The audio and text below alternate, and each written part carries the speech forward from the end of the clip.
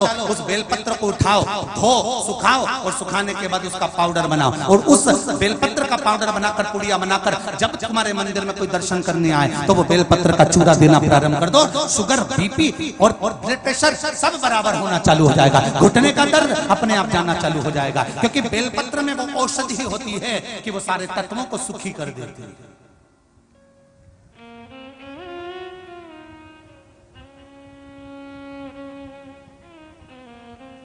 भगवान शिव की आराधना तो करो। माता अंजना देवी को आज बड़ा बड़ा दुख है। तुम हनुमान जी ने कहा ये मेरा गांव है, चलो अपन नीचे चलते हैं। राम जी ने कहा चलो अपन नीचे चलते हैं। हनुमान जी ने कहा प्रभु मेरे छोटे से गांव में आप आओगे? क्यों नहीं आऊंगा। भगवान छोटा गांव बड़ा गांव नहीं देखता, मेरा परमात्मा तो इतना देखता है कि तेरा दिल कितना बड़ा। भगवान को गांव से कोई मतलब नहीं दादा।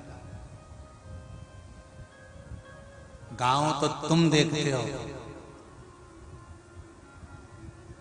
लड़का सर्विस वाला होना चाहिए,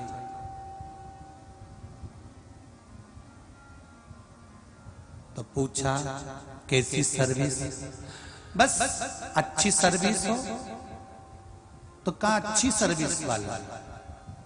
इंजीनियर चलेगा, हाँ, पर सर्विस कैसी करता है? तो क्या सर्विस तो वही ऑफिस में करता नहीं। हमें ऑफिस की सर्विस से बड़ी सर्विस चाहिए घर की। पत्नी बोले कि झाड़ू लगा दो, पत्नी बोले पानी भर के ला दो, वो बोले ये तो सर्विस क्लास चाहिए।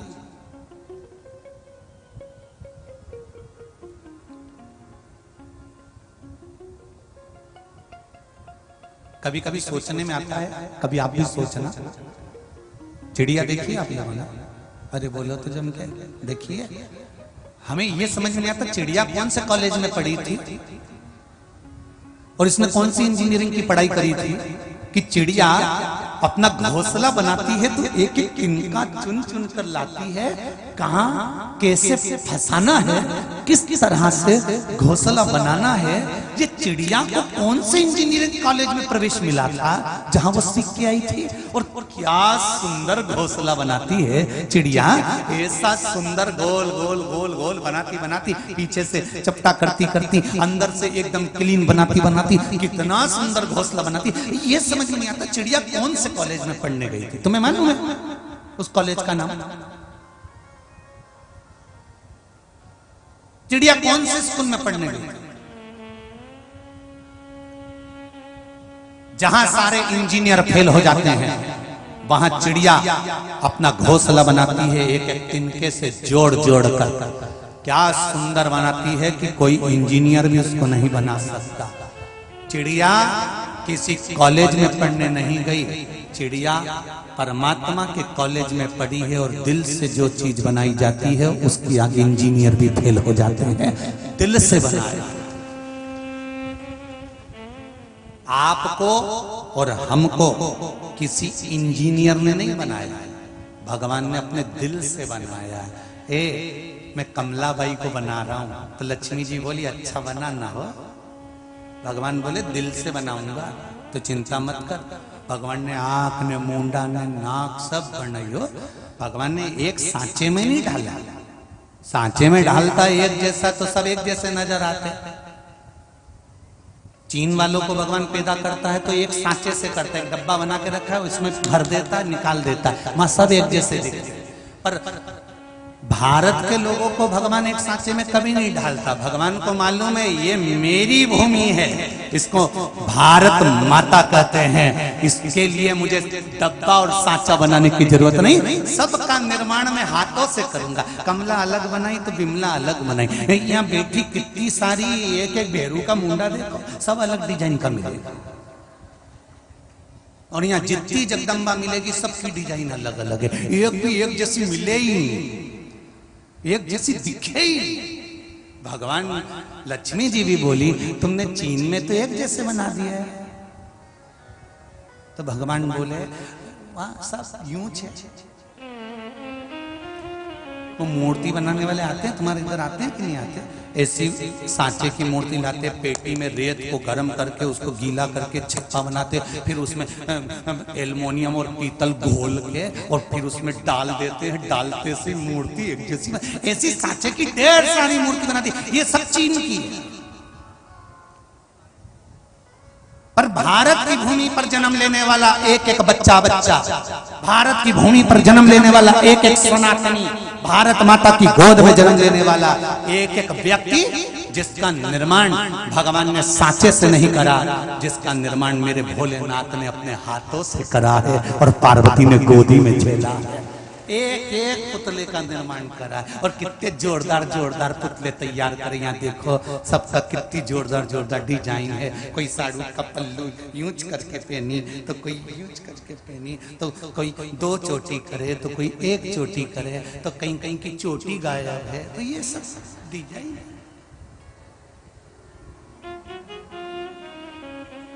अब हमसे ही लोग कहते हैं गुरुजी तुम पंडित हो, तुम्हें चोटी रखना चाहिए। हमने कहा है ही नहीं। हमने तो कई बार विचार करा कि थोड़ा बढ़ जाए तो रख लें, जहां से बढ़ते वहीं से गायब हो जाते हैं।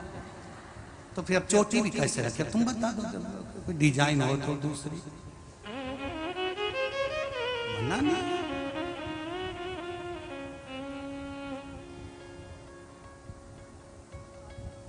पहले सोचते थे यहां बांध लेंगे तो यहां के गायब हो गए, फिर सोचा यहां बांध लेंगे तो यहां के गायब हो गए। भगवान से कहना पड़ेगा भोलेनाथ कुछ कृपा हो जाए। भगवान बोले अब रहने दे, बाल तो बाल, आदमी गायब हो जाता कभी। इसलिए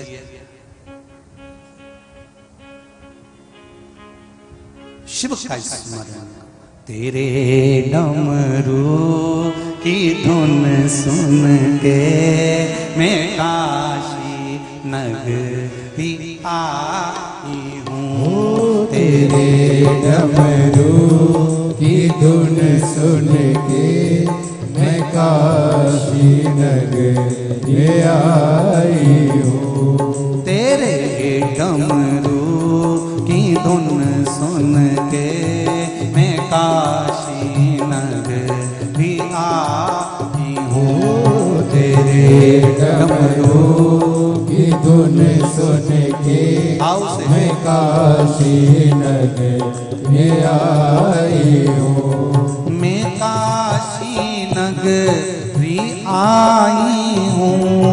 मैं काशी नगरी आई हूँ। मैं काशी नगरी आई हूँ।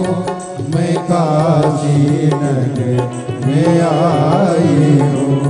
मैं काशी नगरी आई हूँ। मैं काशी नगरी आई हूँ। मैं काशी नगरी दोनों हाथों से आई हूँ। मैं काशी नगरी आई हूँ। मेरे भोले हो बम भोले, मैं काशी नगरी आई हूँ। मेरे भोले ओ बम भोले, मैं काशी नगरी आई हूँ। जय हो।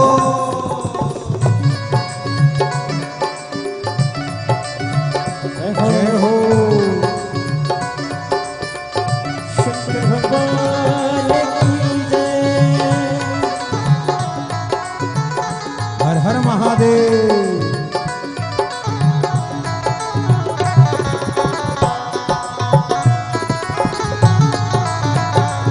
जय हो।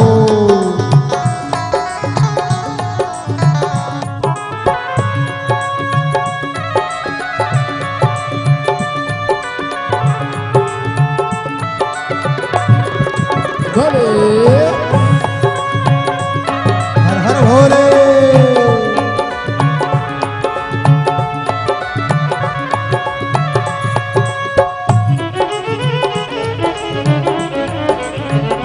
जय हो।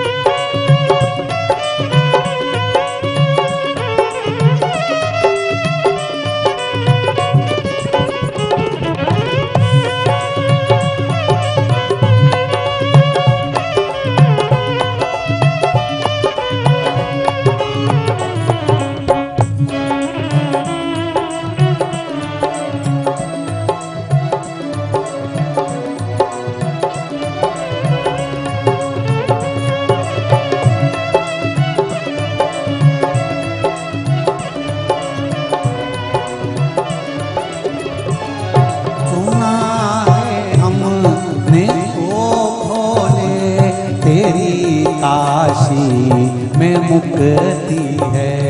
सुना है हमने ओ भोले तेरी काशी में मुक्ति है।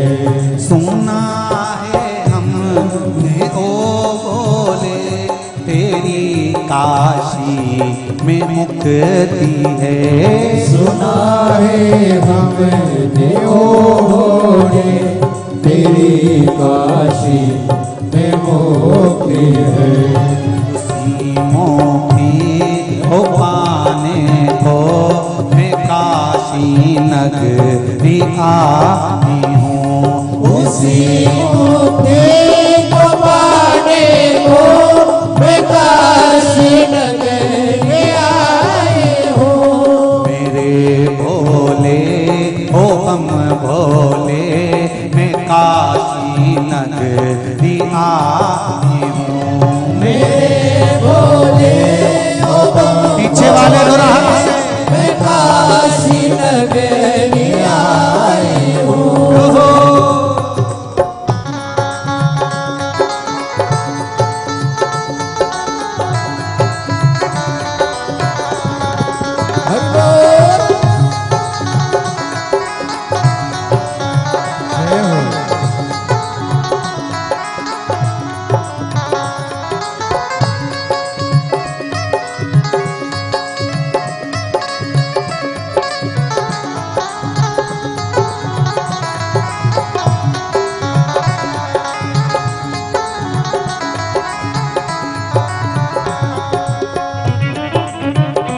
जय हो।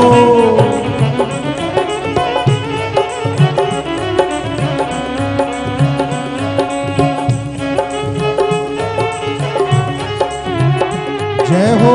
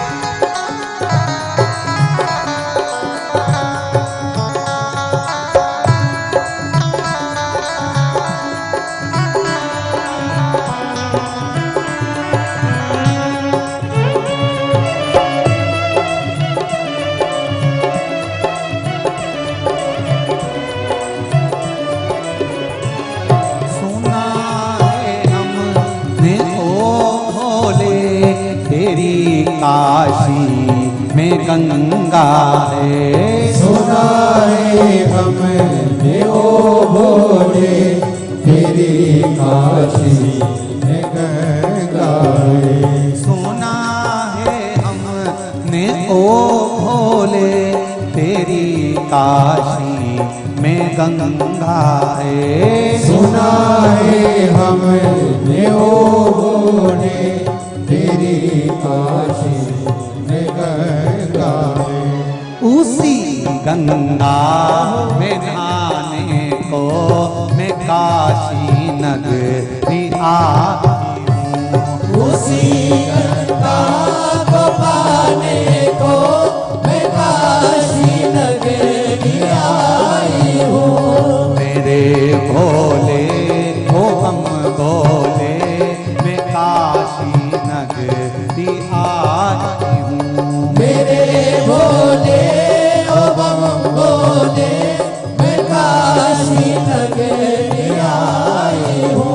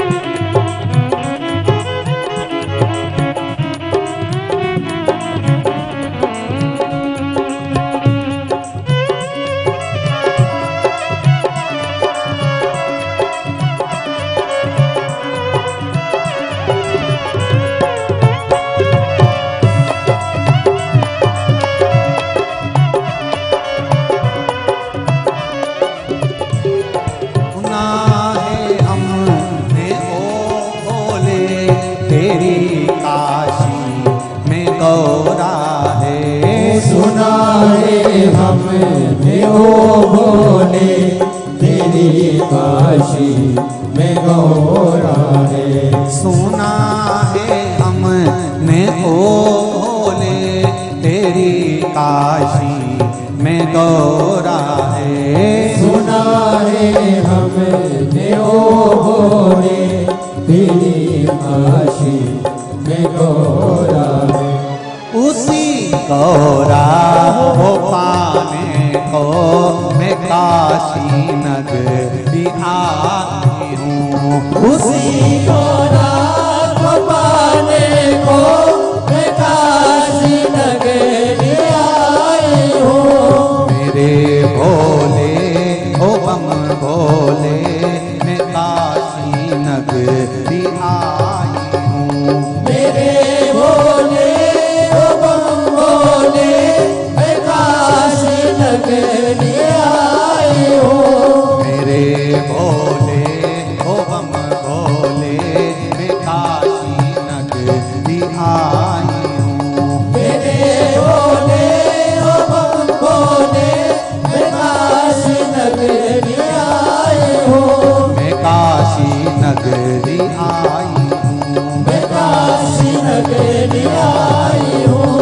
मैं काशी नगरी आई हूँ। मैं काशी नगरी आई हूँ। हर हर महादेव है।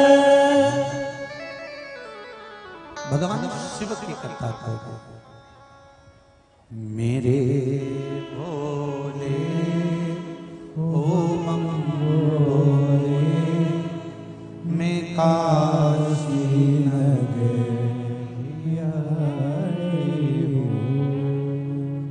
श्री शिवाय नमस्तुभ्यं।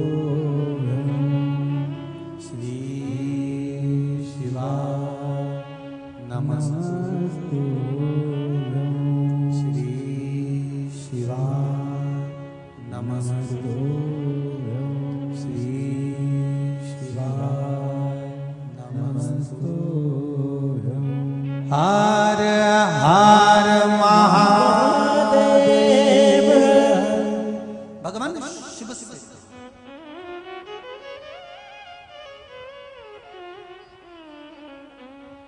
अंजना माता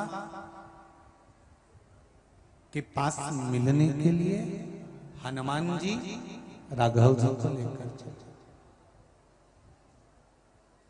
अपनी मातृभूमि को प्रणाम जरूर करो, जहां जन्मे हो उसको नमन जरूर करो, उसके लिए कुछ कुछ करो।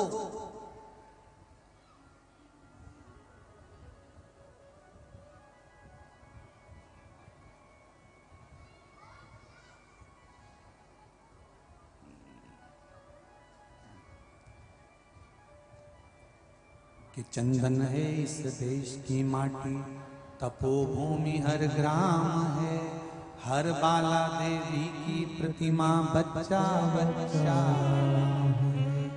जिसके सैनिक समर भूमि पर काया करते जीता है, उसी माटी के हल्के नीचे खेल करती सीता है। ये भूमि जिस पर तुम्हारा जन्म हुआ है, जिस गांव में, जिस नगर में, जिस क्षेत्र में आप जन्मे हो, भले बड़ी बड़ी सिटियों में, शहरों में चले जाओ, पर अपनी मातृभूमि को, अपनी जन्मदाता भूमि को भूलना नहीं। कहीं पर भी रहो,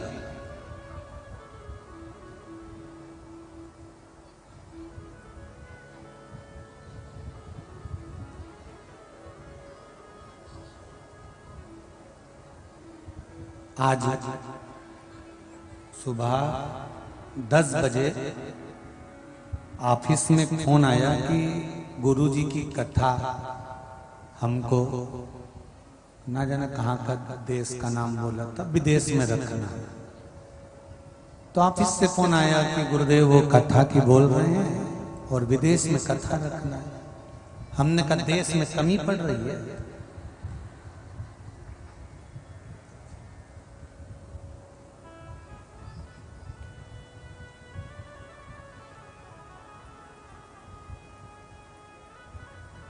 देश में कमी है।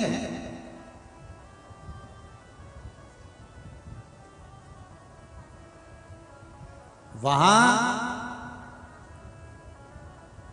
भारत के लोग जो नौकरी करने जाते हैं वो केवल धन के चक्कर में जाते होंगे, ज्यादा मिल जाएगा, पैकेज अच्छा मिल जाएगा, पर भारत माँ की गोद जैसी और भारत माँ की स्वतंत्रता जैसी और भारत माँ की माटी जैसी माटी दुनिया में कहीं कहीं मिल सकती, कहीं नहीं। इसलिए पहले भी कथा में कहा, अमेरिका में मरोगे तो डेड बॉडी कहलाएगी, एक्सपायर। विदेश में कहीं पर भी मरोगे तो डेड बॉडी कहलाएगी, एक्सपायर कहलाओगे।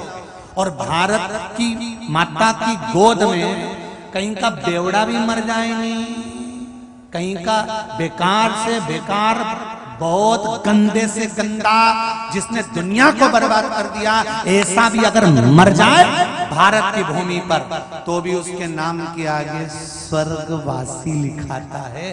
क्यों? क्योंकि भले पापी था, बेकार था, पर भारत माता की गोद में मरा है, इसलिए इसके नाम के आगे लिखाएगा स्वर्गवासी। मतलब कितना भी बेकार हो, भारत की भूमि पर मरता है तो वो स्वर्ग जाता ही है, ये पक्का, ये निश्चित।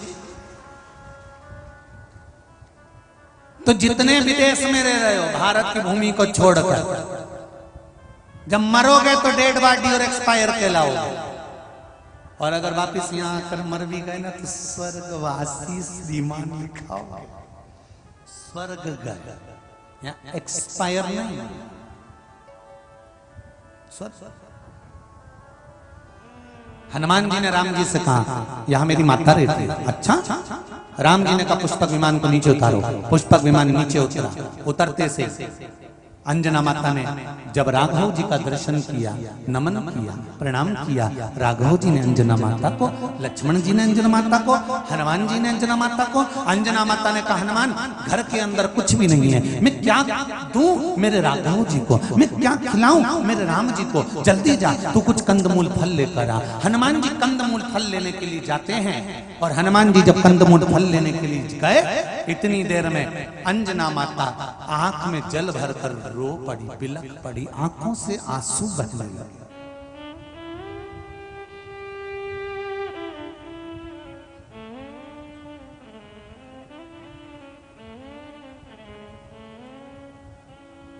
नर्मदा पुराण कहती है अंजना माता रो रही थी। राम जी ने पूछा, मां क्यों रो रही हो, क्या हो गया ऐसा? आज हनुमान ने मेरे दूध को लज्जित कर दिया।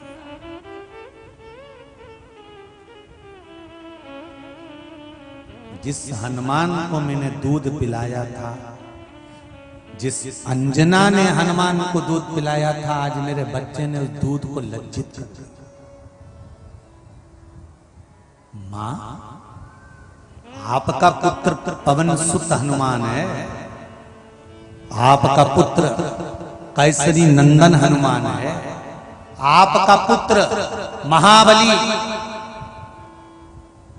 वीरों में भी वीर हनुमान है, उसने आपके दूध को लज्जित नहीं कराया। अरे राम, मेरे हनुमान ने मेरे दूध को लज्जित कर दिया।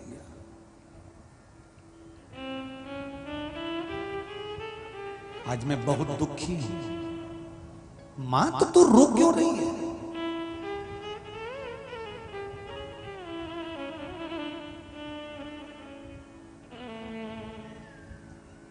तू रो क्यों रही है? अरे उस मां को रोना ही पड़ता है जिसका पुत्र दूध को लज्जित कर दे।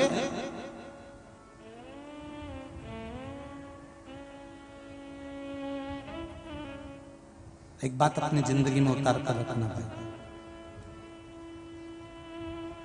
सनातन धर्म में पैदा हुए हो, सनातन धर्म की माता के स्तन का दूध पान करा, भारत की भूमि पर जन्मे हो, प्रयास करना इस सनातन धर्म की, चाहे भारत माता हो चाहे घर की माता हो, चाहे बहन बेटियां हों, इनको लज्जित मत होने देना जिंदगी में, इतना ध्यान रखना, इतना ध्यान रखिएगा।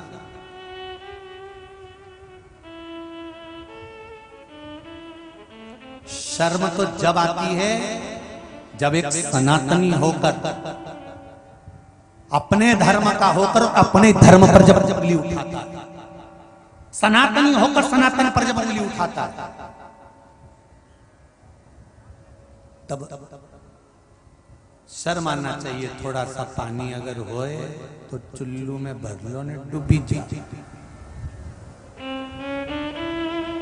सनातन धर्म का होकर सनातन धर्म पर जब उंगली उठाए तब दुख उत्पन्न होता है।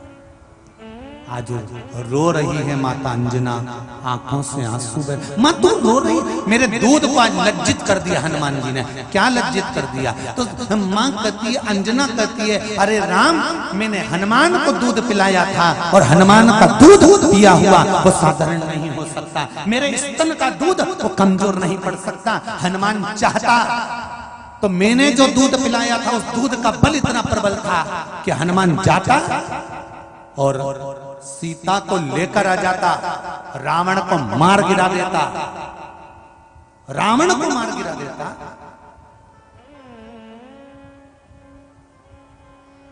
पर आज दूध इसलिए लज्जित हो गया कि हनुमान सीता को लेकर नहीं आया, रावण को मार नहीं गिराया, और मेरे राम को अयोध्या से लंका जाना पड़ा। आज मेरा दूध लज्जित हो गया।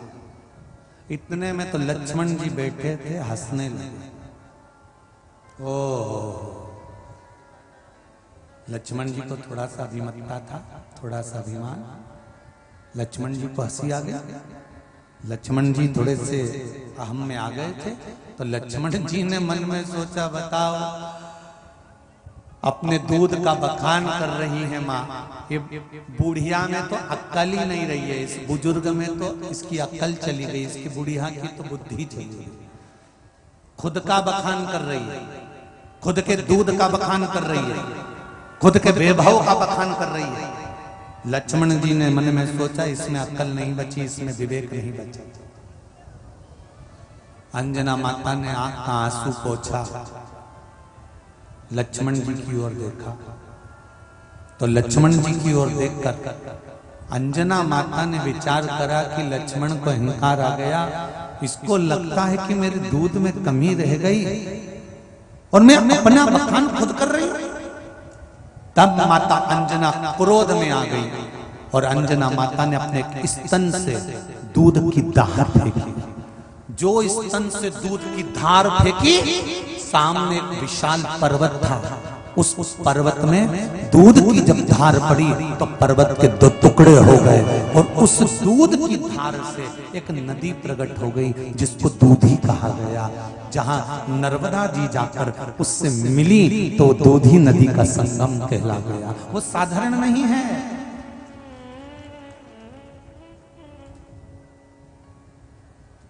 परिक्रमा मार्ग में पड़ती है, परिक्रमावासी बैठे हैं, दूधी नदी का दर्शन करा होगा, संगम का। परिक्रमा मार्ग में दूधी जो नर्मदा परिक्रमा करते हैं, हमारे बीच में भी परिक्रमावासी बैठे हैं, तो वहां दर्शन करते हैं। परिक्रमा मार्ग के मध्य में पड़ती है, जहां पर माता अंजना ने अपने एक स्तन के दूध की धार से सामने विशालतम पर्वत के भी दो टुकड़े कर दिए। विशालतम पर्वत के दो टुकड़े कर दिए। इतनी देर में हनुमान जी के कानों में गर्जना हुई, पत्थर के टूटने की।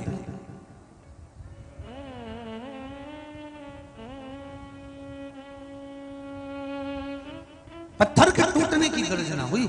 हनुमान जी दौड़ कर आए, मां क्या हुआ? मां कहती है, हनुमान तूने मेरे दूध को लज्जित करा। लक्ष्मण जी को विश्वास नहीं हुआ कि मेरे दूध का बल कितना प्रबल है। तब लक्ष्मण जी अंजना माता के चरणों को पकड़ लिए, मां क्षमा कर दे, तू तो मेरी मां है, मैं जान नहीं सकता एक मां अपने बच्चे को जो दूध पिलाती है उस दूध का बल कितना होता है, समझ नहीं सकता।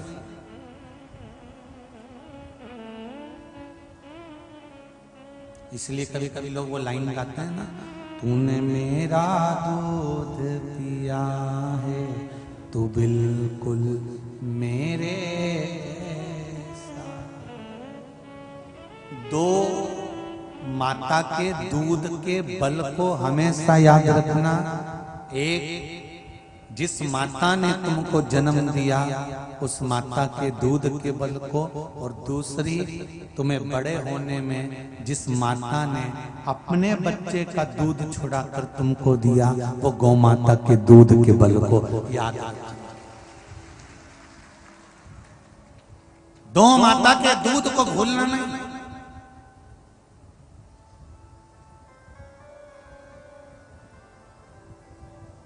सतयुग और कलयुग में अंतर क्या है?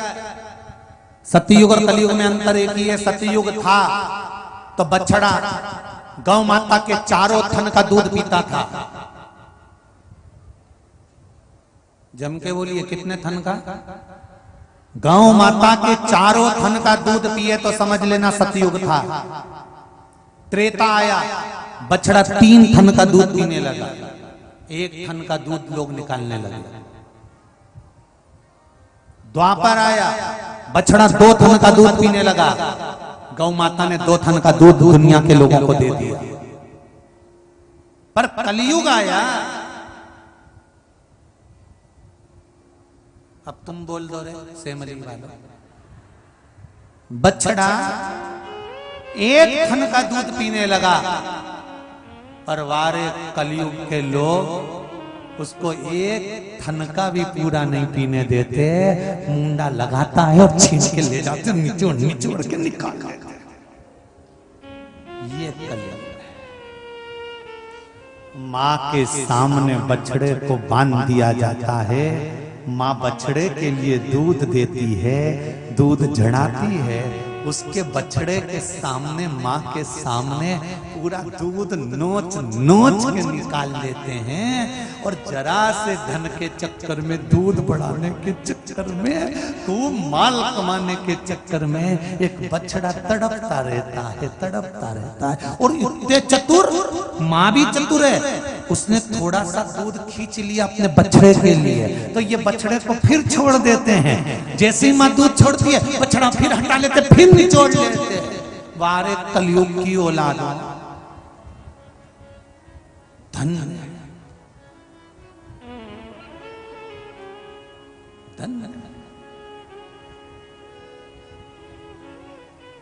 जरा विचार करिए, कितनी कितनी दयनीय होगी गौ माता जिसके बछड़े के सामने पूरा दूध निचोड़ा। सतयुग था, 4 थन का दूध गौ माता पीती थी। त्रेता आया, 3 थन का दूध पीती थी। द्वापर आया, 2 थन का दूध बछड़े पीते थे।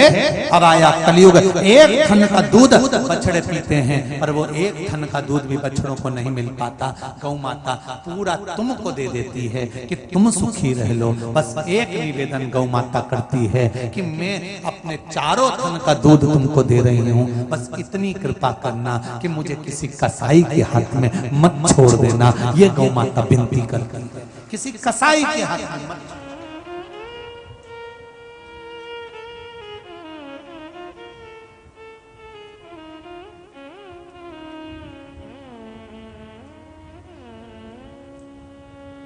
कितना लोभ बढ़ गया, कितना लोभ बढ़ गया कि गेहूं की फसल काटने के बाद जो नीचे की भूसा निकलता था, पहले दुनिया के लोग उस भूसे को गौ माता के लिए छोड़ देते थे, पर अब भूसे की भी कीमत बढ़ गई तो लोग उस भूसे को भी बेचकर पैसा कमा लेते हैं। पर हृदय में ये दया नहीं रहती कि 1 ट्राली भूसा भरकर पास में कोई गौशाला हो तो वहां डाल दूं तो गाय खा लेगी। यहां तक दया नहीं रही लोगों के मन में, वहां तक दया चली गई।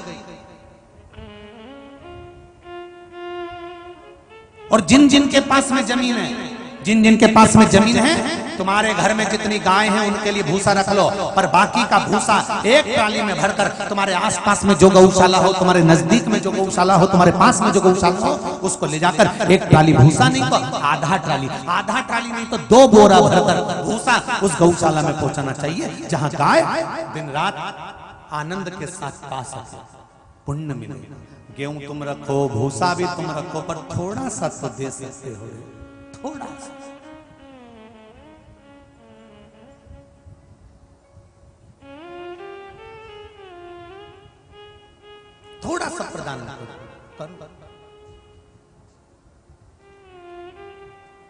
थोड़ा दिया बहुत है।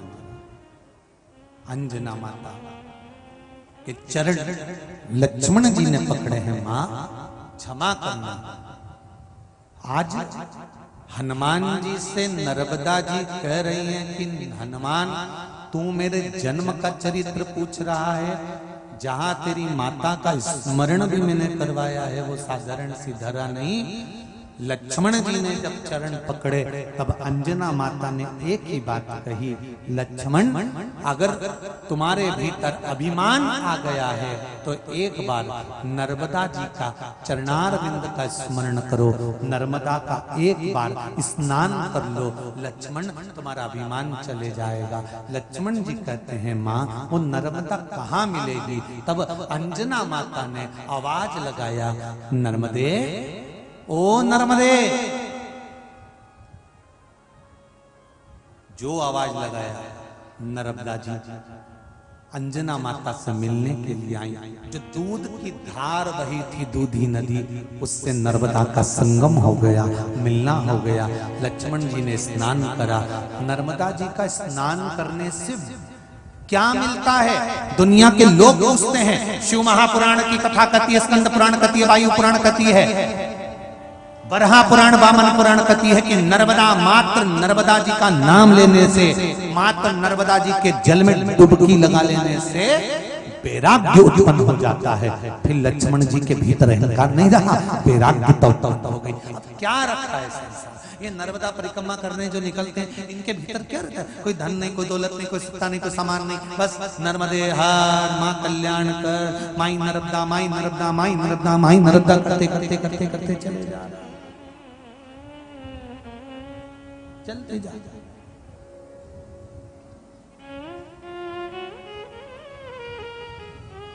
भक्ति का बल बढ़ा, विश्वास का बल बढ़ा, श्रद्धा का बल बढ़ा। और जहां विश्वास का बल बड़ा होता है, ये पत्र आए देखो,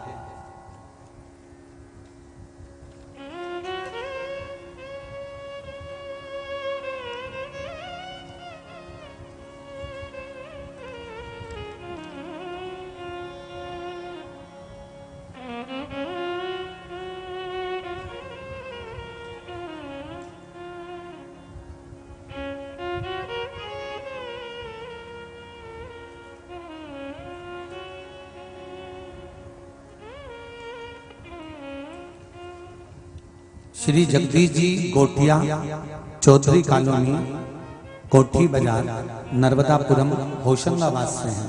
कहीं बैठे हो तो हाथ हिलाएंगे,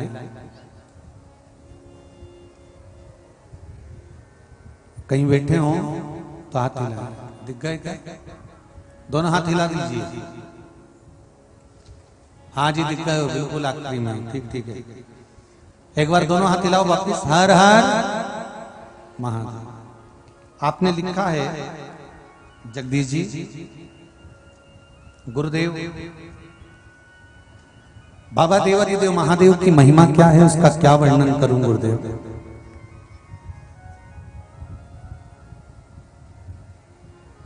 क्या महिमा कहूं, मुख से शब्द नहीं है।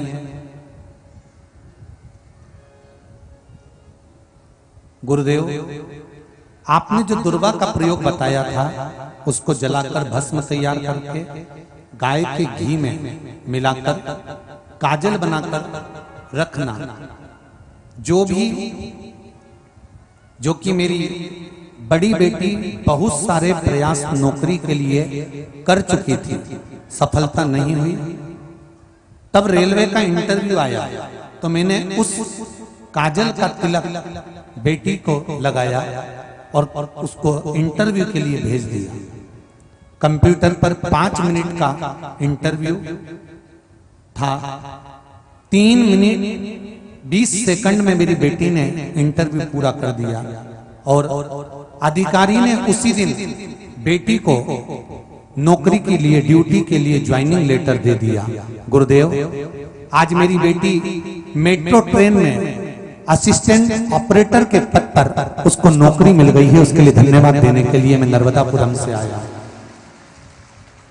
दूसरा गुरुजी, मेरे तीसरे नंबर की बेटी स्पोर्ट में वॉलीबॉल में नेशनल के लिए चयनित होना था गुरुजी।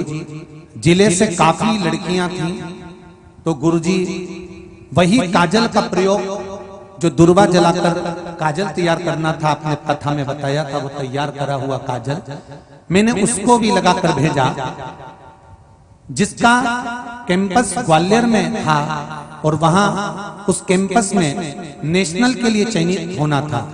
गुरुजी बाबा की कृपा ऐसी हुई, उत्तराखंड रुद्रप्रयाग से मेरी बेटी को चयनित किया गया और मेरी बेटी अब नेशनल चैंपियन खेलने के लिए जा रही है। जोरदार ताली बजाएं। बहुत बहुत साधुवाद। अखबार में भी ये न्यूज छपी, उसका भी उन्होंने फोटो भेजा है, अखबार की न्यूज का। ये शिव, लोग कहते हैं शंकर जी को जल चढ़ाने से या सीहोर वाला महाराज ना जाने कहां के फालतू उपाय बताता रहता है बैठे बैठे, ना जाने कौन कौन सी पुराण में से ढूंढ ढूंढ के लाता है।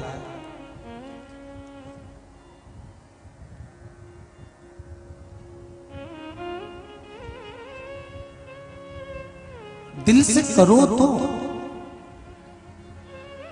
शंभो शरणे मांगू दुख काटो दया करी निदर्शन आपो। सभी लोग अपनी जगह पर आनंद के साथ बैठे बैठे स्मरण करते हुए दिल की बात शिव जी से कहेंगे। श्री शिवाय नमस्तुभ्यं। 5 बार मंत्र बोलेंगे और अपने मन की बात शंकर जी से दिल से। श्री शिवाय नमस्तुभ्यं। जो बच्चे लोग खड़े हैं वो भी बैठ जाओ, बैठ कर बोलो। जितने बच्चे खड़े हैं ना आसपास में माताओं के पास में, वो भी बैठ कर बोलो और बाबा से विनती करो, निवेदन करो अपने हृदय की बात कि बाबा मैं इसलिए कथा सुनने आई हूं, मेरे कथा सुनने का कारण ये है और मैंने सुना है कि शिव महापुराण में बैठकर, चाहे टीवी के सामने, चाहे मोबाइल के सामने, चाहे पंडाल में, कथा चलते में अगर इस मंत्र का जाप हो और जो मांगा जाता है आप 3 महीने में पूरा कर देते हो। ये इतने पत्रों का ढेर लग रहा है, ये पत्र सब आप ही के तो हैं, आप ही के। एक पत्र में कितना दमदारी की बात लिखी है वो भी सुनो, देखो।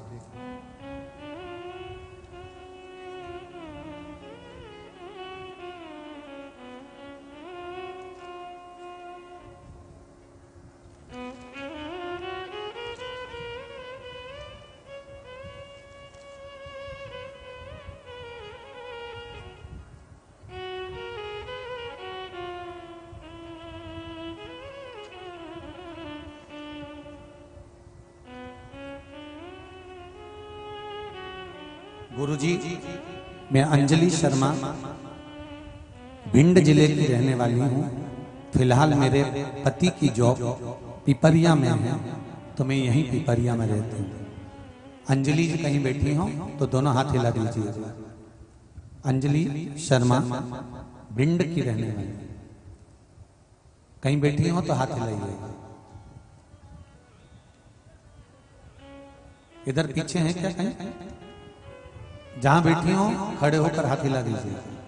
अंजलि जी शर्मा। गुरुदेव, मेरी शादी को 4 साल हो गए थे, कोई संतान नहीं है। मैंने 6 महीने पहले ग्वालियर में डॉक्टर को दिखाया, उसने मेरे दोनों ट्यूब ब्लॉक बताया, कह दिया तुम्हारे दोनों ट्यूब ब्लॉक हैं, संतान का सुख नहीं होगा, ऑपरेशन कराना पड़ेगा। और ऑपरेशन के बाद भी कोई गारंटी नहीं है कि संतान होगी। ट्यूब खुल गए तो ठीक, संतान हो जाए तब बात। गुरुदेव में वापिस आ गई।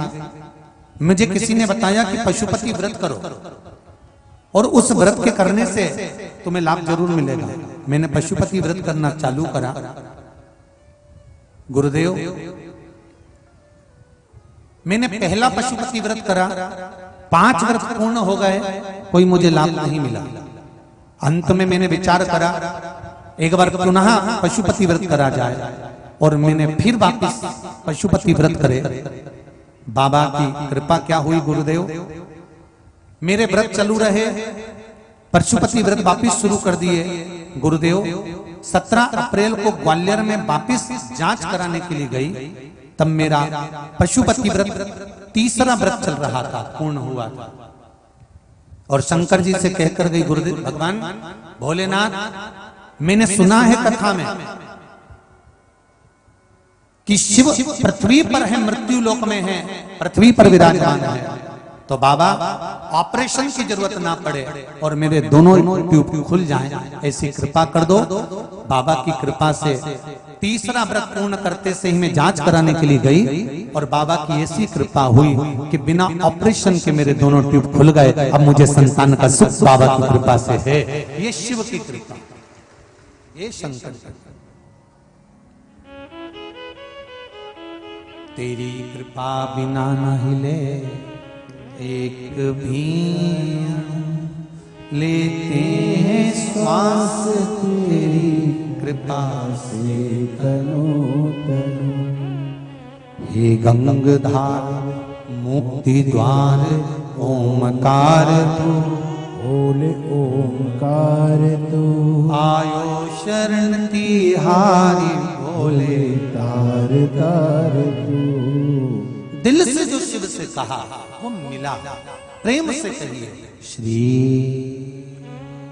शिवाय नमस्तुभ्यं, श्री शिवाय नमस्तुभ्यं, श्री शिवाय नमस्तुभ्यं, श्री शिवाय नमस्तुभ्यं, श्री शिवाय नमस्तुभ्यं। भगवान शिव से दिल से कहो, अपने मन की बात कहो। हम किससे कहें जाते?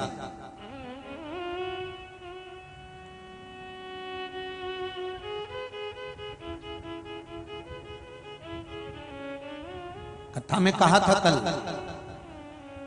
अंधकासुर के प्राण छूट गए, माता पार्वती मैया क्रोध में आ गई। मां जगतजननी पार्वती के नैनों से जल बहने लगा, मेरा पुत्र मर गया, जिसको मैंने बेटा माना था मेरा पुत्र अंधकासुर चले गया। भगवान कह रहे हैं वो अंधकासुर असुर था, उसका मरना जरूरी था।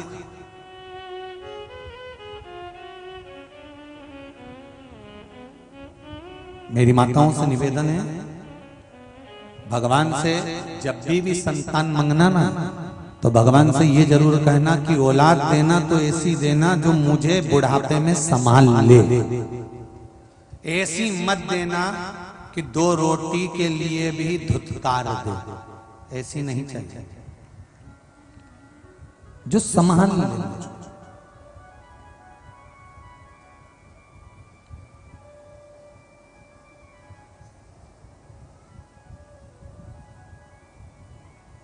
पूत सपूत तो की धन संचय, और पूत कपूत तो की धन संचय। बेटा सपूत होगा कितना भी जोड़ लो, उसको जरूरत नहीं है। अगर सपूत है ना खुद जोड़ ले, और बेटा अगर कपूत होगा तो कितना भी जोड़ कर चले जाना, सारी रात मिला जाएगा। और अपनी जिंदगी अलग अपन बर्बाद कर लो। बच्चों के लिए जोड़ो, बच्चों के लिए जोड़ो, बच्चों के लिए जोड़ो, खुद नहीं खाए जोड़ती जाए। साड़ियों नाती जाए मायके से, ये पेटी में धरती जाए। बहू को दूंगी, बेटी को दूंगी, अच्छी होगी तो पहन लूंगी, और अच्छी होगी तो बहू को दे दूंगी, और अच्छी होगी तो बेटी को दे दूंगी। साड़ी थोड़ी सी भी गड़बड़ होगी तो कथा सुनने जाऊंगी तो भागवत जी पे चढ़ा दूंगी।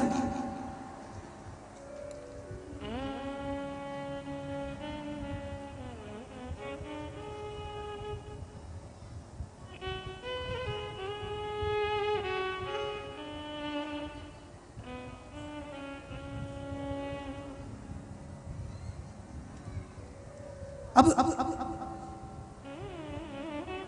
भगवान से कहना अगर पुत्र देना, संतान देना, तो ऐसी देना जो मेरी सेवा कर सके, राष्ट्र की सेवा कर सके, धर्म का प्रचार कर सके, सत्कर्म कर सके।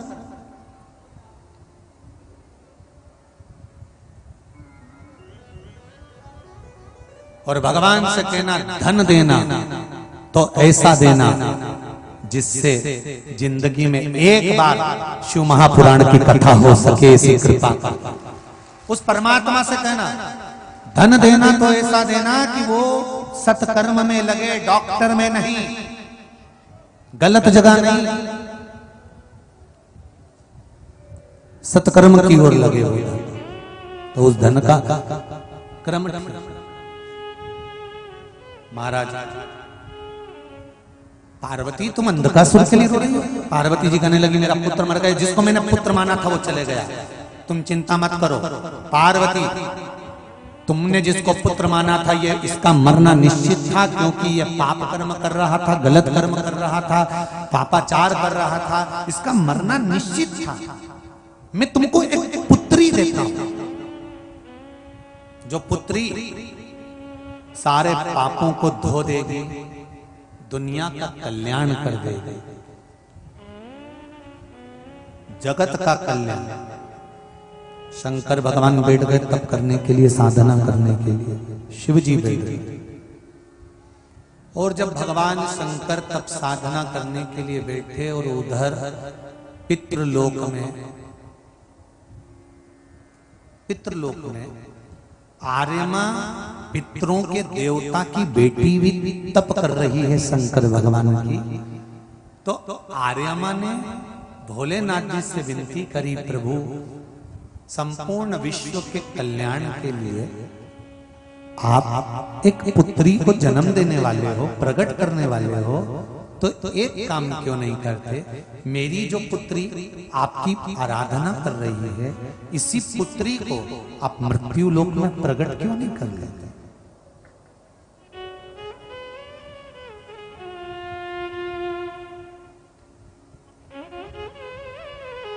गंगा जी में अस्थियां डालिए,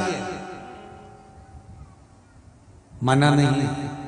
यमुना जी में अस्थियां डालिए, मना नहीं है। सरयू जी में डालिए, मना नहीं है। पवित्र नदियों में लोग अस्थियों का विसर्जन करते हैं, मना नहीं है। पर केवल एक नदी है, नर्मदा, जिसमें अस्थियां डलने के बाद वही अस्थियां पत्थर के साथ में मिलकर शिवलिंग का निर्माण कर देती है। अस्थियां शंकर बना देती है। पूरी दुनिया में केवल एक मां नर्मदा, केवल एक। गंगा शिवलिंग का निर्माण करती है क्या? शंभु गंगा शिवलिंग का निर्माण करती है? नहीं। सरयू शिवलिंग का निर्माण करती है? नहीं। यमुना शिवलिंग का निर्माण करती है? नहीं। गोदावरी नहीं, कावेरी नहीं, कृष्णा नहीं। भारत की भूमि पर केवल एक नदी है जो शिवलिंग का निर्माण, अस्थियों को विसर्जन करा गया, वो अस्थियों से भी शिवलिंग का निर्माण कर देती है, वो नर्मदा तारने वाली।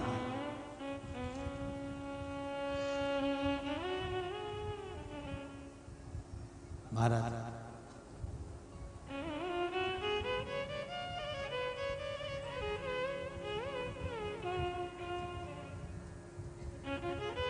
सहज नहीं,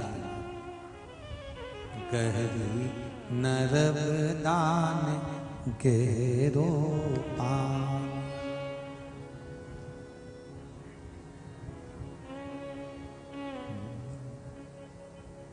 देखी के जीव घबराए हो। हे मां, देखी के जीव घबराए हो, ओ मैया पार लगाव जो, गहरी नर्मदा गहरो पानी, गहरी नर्मदा गहरो पानी। सब गाइए। गहरी जीव घबराए हो, मैया पार लगा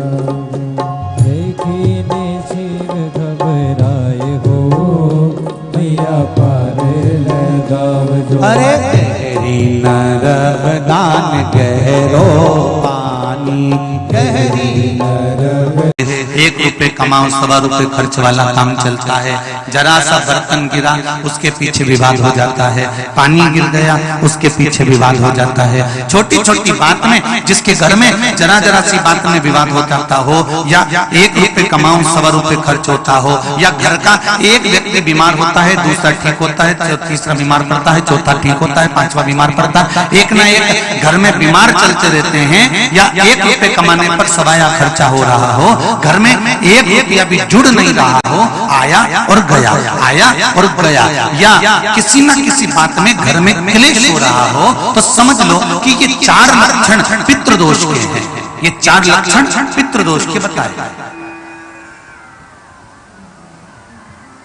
अब इतना क्लेश होने पर, घर में धन नहीं आने पर, घर में रोग बढ़ने पर करना क्या चाहिए? तो शिव महापुराण की कथा कहती है, पार्वती जी की जो नानी जी, क्या नाम है जरा जम के बोले, स्वधा,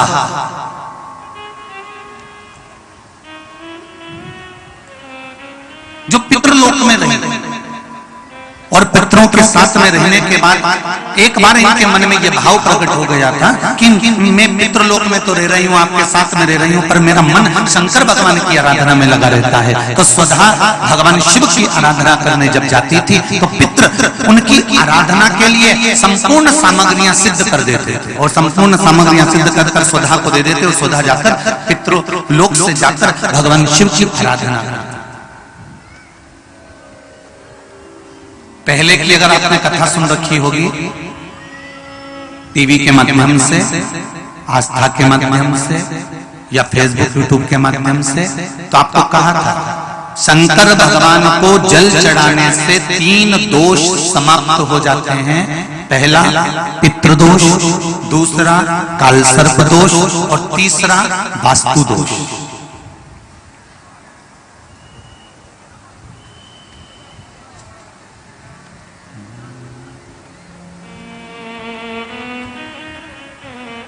भगवान शंकर को जल चढ़ाने से 3 दोष मिट जाते। पहला है पितृदोष। जब हमारे घर के मटके में से, हंडे में से, घर में जो पानी का स्थान होता है वहां से लोटा भरकर पानी भरते हैं, लेकर जाते हैं, तो परिंदा, मटका, हंडा, बाल्टी जिसमें पानी भरा हुआ है रसोई घर में, वो स्थान पितरों का स्थान कहलाता है। उस पितरों के स्थान में से जब पानी भरकर लेकर जाते हैं, तो रसोई घर में से लेकर जब घर में से निकल कर जाते हैं, तो पूरे घर का वास्तु दोष, और उस परिंदे में से, मटके में से पानी भरा तो पितृदोष। और ध्यान देना, इसको ले जाकर जब शंकर भगवान को समर्पित करते हैं, तो पितरों का दोष, वास्तु दोष और कालसर्प दोष, ये तीनों अपने आप समाप्त हो जाते हैं मात्र शंकर पर 1 लोटा जल समर्पित कर देने पर।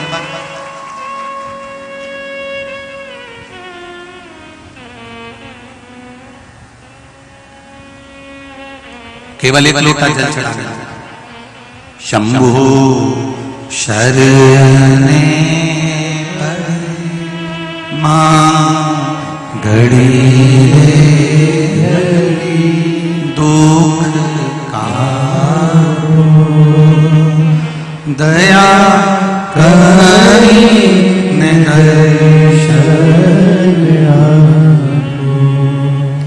दया करी दर्शन।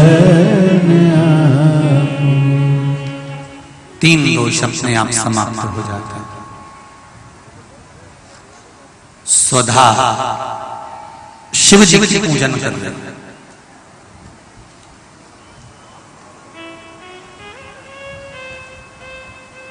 इतने में किसी ने आकर कह दिया, स्वधा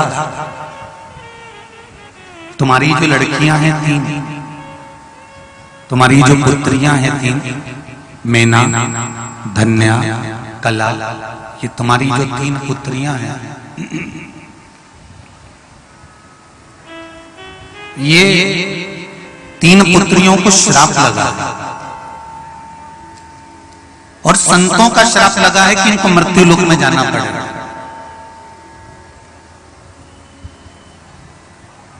स्वधा ने कहा यदि मैंने शिव की आराधना करी है, यदि मैंने शंकर भगवान की आराधना करी है, शिव की अर्चना करी है, शिव की पूजन करी है, शिव की आराधना करी है, तो मैं ये विश्वास रखकर कह देते हैं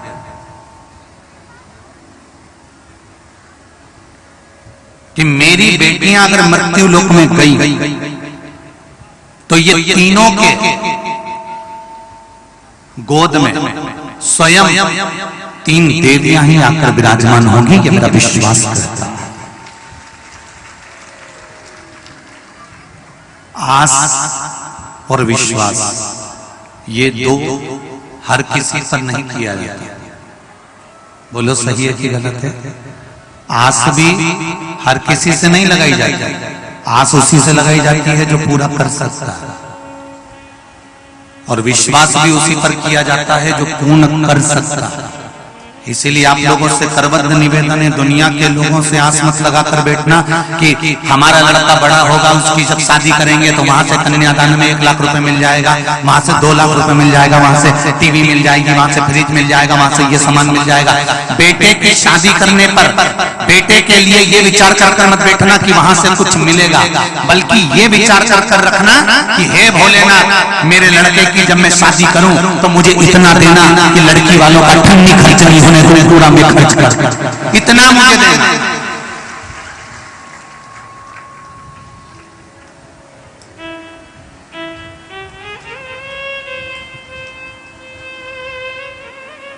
हम क्यों लड़की वालों से आस लगा कर बैठे कि लड़की वाला आएगा तो लड़की वाला फ्रीज देगा, तो लड़की वाला टीवी देगा, तो लड़की वाला एलसीडी देगा, तो लड़की वाला ये देगा, तो लड़की वाला क्यों?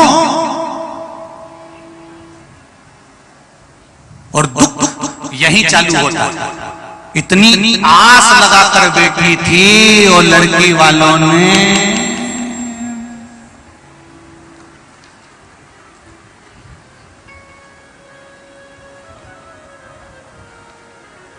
मंदिर में घंटी है, अरे बोलो तो जम क्या, सबके मंदिर में है छोटी सी, और लड़की वालों ने वही गरुड़ घंटी पकड़ा दी।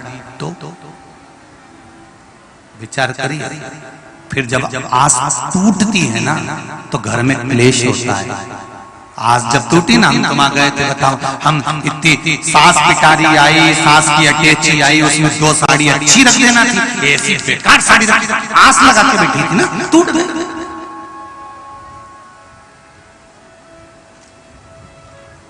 एक फ्रिज दे देना था, नीचे हॉल में तो टीवी लगी हुई थी, एक टीवी अलग से देना थी, तो लड़की के कमरे में रख जाती, आस लगा के बैठी।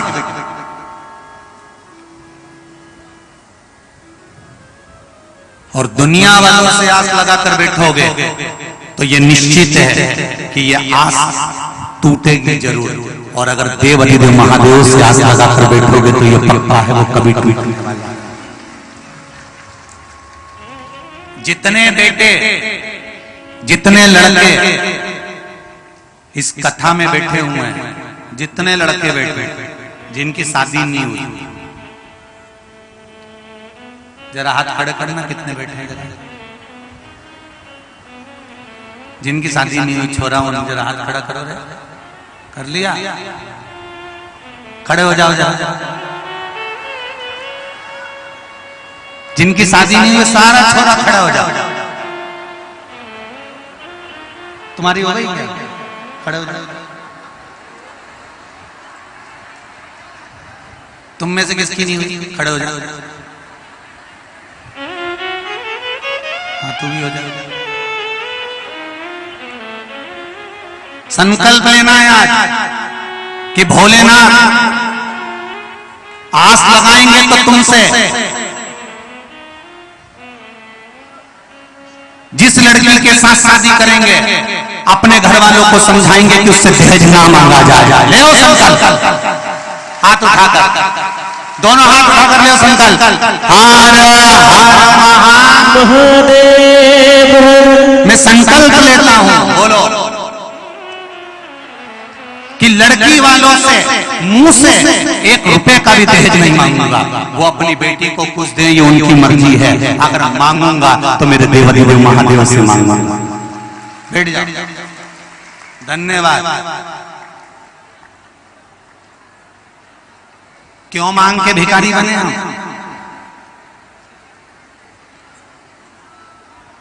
छोरियों सोच रही होगी अब की बार ये पकड़ा है ढेर। अब छोरियों ने सोचा अब की बार अच्छा पकड़ा है दादा, ये पकड़ा है सब। शंभु शरणे पड़ी मांगू घड़ी रे, दुख काटो दया करी। हमें नहीं मांगना किसी से। एक पत्र में लिखा है, गुरुजी मेरे बेटे की नौकरी नहीं लग रही। देखिए जरा कितना सुंदर पत्र है। और जितने लड़के खड़े हुए तो उनसे आस लगाकर, विश्वास लगाकर एक चीज कहूंगा, एक विश्वास करना मेरे देवाधिदेव महादेव पर। और जिस दिन तुम्हारी पढ़ाई कंप्लीट हो जाए, तुम जब उन्नति की ओर बढ़ने लगो, चाहे दुकान खोलो, अपनी कंपनी खोलो, चाहे कहीं नौकरी करने जाओ, सबसे पहले मेरे देव अधिदेव महादेव से कहना, तेरे पर आस और तेरे पर विश्वास है, तू मुझे डूबने मत देना। आज तरक्की की उस सीढ़ी तक लेकर जाना जहां दुनिया के लोग जाना चाहते हैं।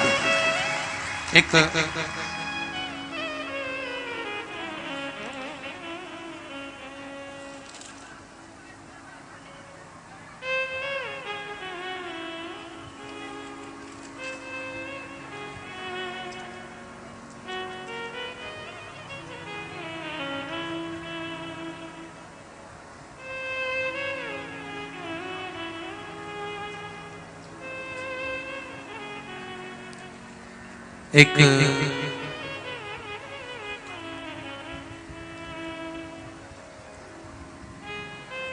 आपको एक बात कहना थी दिल की, कह दें क्या? कल कथा चल रही थी यहाँ, सीहोर कुबेरेश्वर धाम पर पानी की थोड़ी कमी है। थोड़ी क्या, बहुत कमी। पूरा क्षेत्र जांच करवाया गया, पानी नहीं है पूरे क्षेत्र में।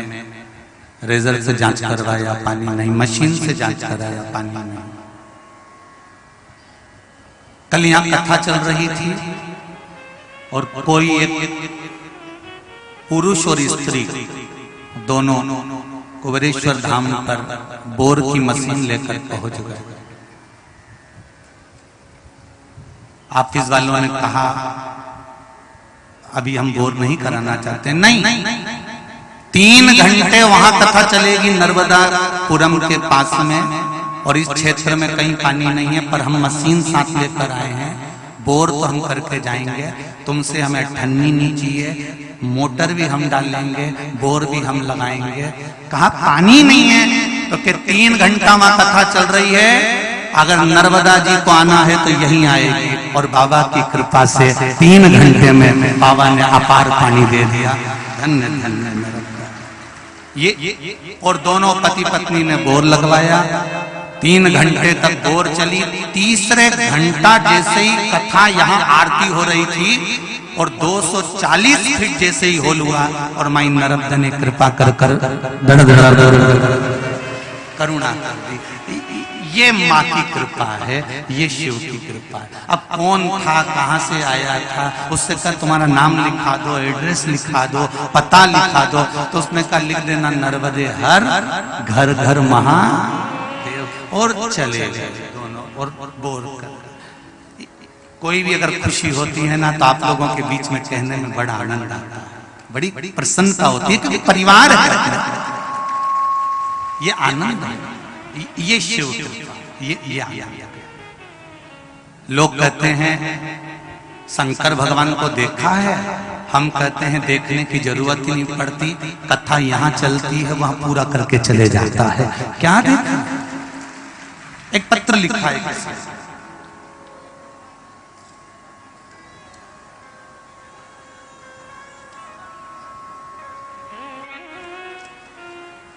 ज्योति खंडेलवाल सतना से, कहीं बैठी हो तो खड़े होकर हाथ हिलाइए। आप ही हैं? दोनों हाथ हिला दीजिए।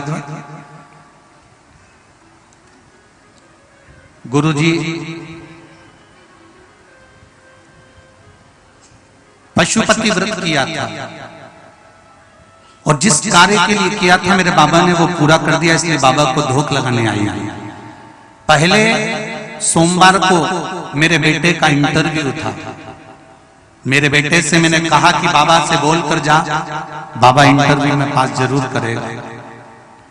पहले सोमवार को मेरे बेटे का इंटरव्यू था और बाबा की ऐसी कृपा हुई, इंटरव्यू लेटर आया, मेरा बेटा इंटरव्यू देने के लिए गया। उससे अगले सोमवार को बाबा की ऐसी कृपा हो गई, मेरा लड़का इतने दिन से भटक रहा था, इंटरव्यू में पास नहीं हो रहा था और बाबा की कृपा हुई।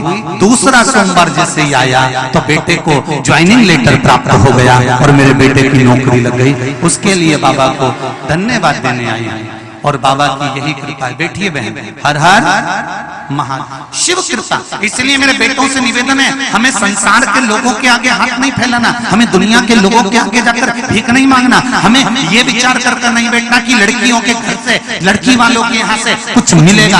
हमें भगवान भोलेनाथ पर इतना विश्वास और इतनी आस लगाकर बैठना है कि मेरा देवाधिदेव महादेव इतना दे दे, इतना दे दे, इतना दे दे कि मैं खुद लड़की वालों के घर का जितना खर्चा है वो उठा सकूं, इतना मेरा देवाधिदेव महादेव दे दे। मुझे किसी का धन नहीं चाहिए, मुझे किसी की संपदा और वैभव नहीं चाहिए।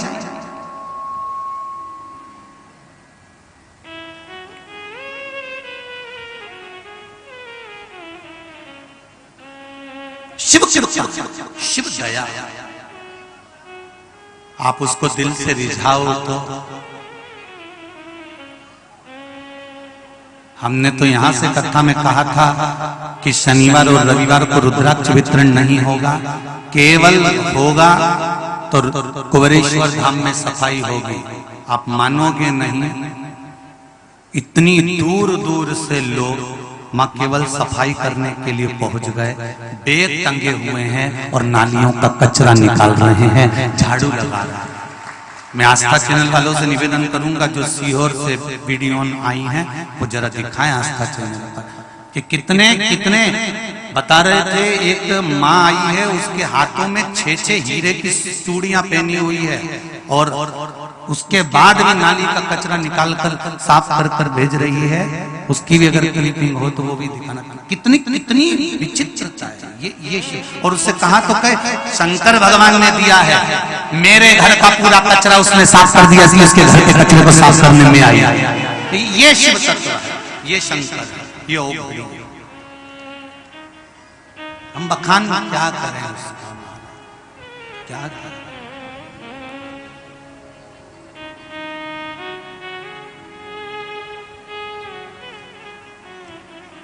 सोनी परिवार से पूछो साफ कथा, कहे गुरुजी इतनी बड़ी कथा तो देवाधिदेव महादेव के सिवाय कोई नहीं करवा सकता, ये उसी की सामर्थ्यता है, वही कर। किसकी सामर्थ्य? ये आप इतनी वीआईपी मेरी जीजीओन बैठी हैं और मेरे ये सब भाई लोग बैठे हुए हैं, इतने वीआईपी कि एसी के कमरे से बाहर नहीं निकले, कूलर से बाहर नहीं निकले और 42 डिग्री टेम्परेचर में 2 किलोमीटर दूर तक पैदल चलकर पंडाल में आके बैठे। आप इतने अपने अपने घरों से बाहर नहीं निकलो, छाया ढूंढते फिरो, 2 मिनट घर से बाहर नहीं निकलो और इतनी धूप में, इतनी गर्मी में, 42 डिग्री 43 डिग्री टेम्परेचर में कौन अपना घर छोड़कर आता है? और इतनी संख्या में कि रोज टेंट बढ़ाना पड़ता है और टेंट छोटा पड़ जाता है। ऐसी संख्या में आप अगर शिव की कथा में जा रही हो तो ये विश्वास रखकर जाना और ये आस लगाकर जाना कि तुम तपती हुई गर्मी में भी शंकर की कथा सुन रहे हो तो तुम्हें तपता हुआ आगे मेरा शंकर जी नहीं देख सकता, वो जरूर तुम्हारे दुख में साथ। पर हर पल, हर घड़ी, हर क्षण उसको एक लोटा जल समर्पित करना मत भूलना। एक लोटे जल की परिभाषा को जानना और वो जाना स्वधा ने तुरंत कह दिया, मेरी बेटियां अगर कुछ प्राप्त करेंगी तो शिव तत्व से प्राप्त करेंगी। मैंने अगर शंकर भगवान को एक लोटा जल चढ़ाया है तो मेरी बेटियों को दुख नहीं झेलना पड़ेगा, ये मेरा विश्वास करता है। और वही हुआ। स्वधा की 3 बेटियां थी, मैना, धन्या और कला। मैना की गोद में पार्वती, धन्या की गोद में माता जानकी और कला बनी कीर्ति जिसकी गोद में राधा जी खेली हैं। ये कोई साधारण सी स्त्री?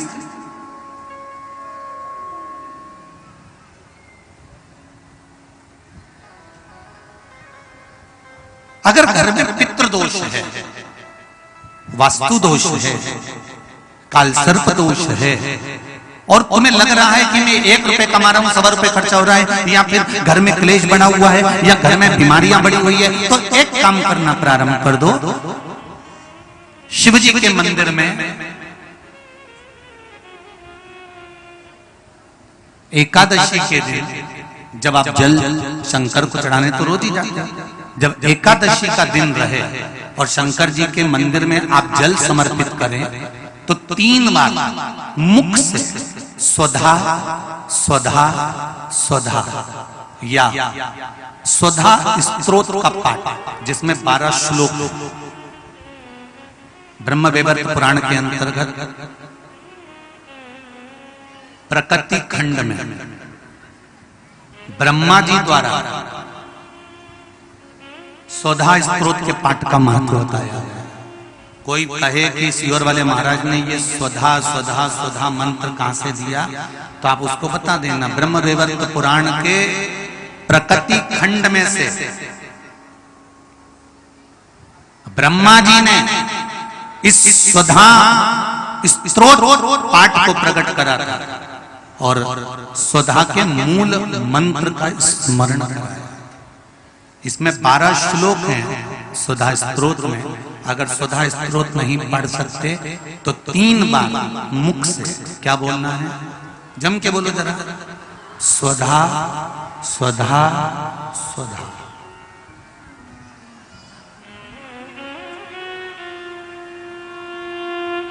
पीछे धा है, हा नहीं तो तुम स्वाहा स्वाहा स्वाहा कर दो। पीछे क्या है, धा, धनुष वाला।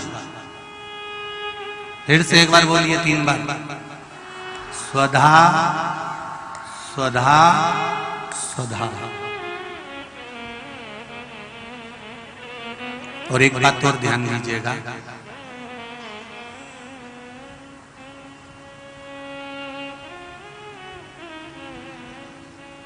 यदि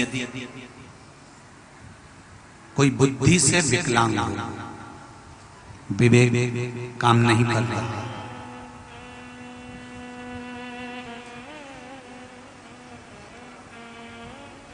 अगर विवेक काम ना कर रहा हो, माइंड से कोई कमजोर हो, तो जब स्वधा के नाम से आप शंकर भगवान को जल समर्पित करें,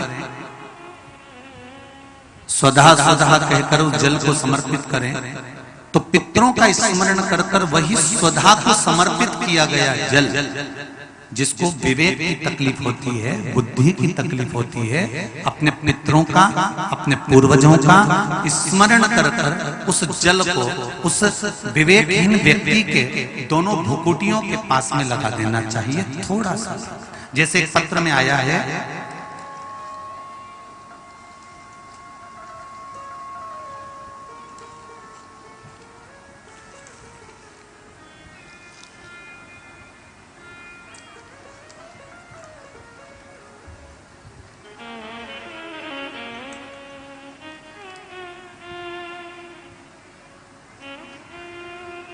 अमन मिश्रा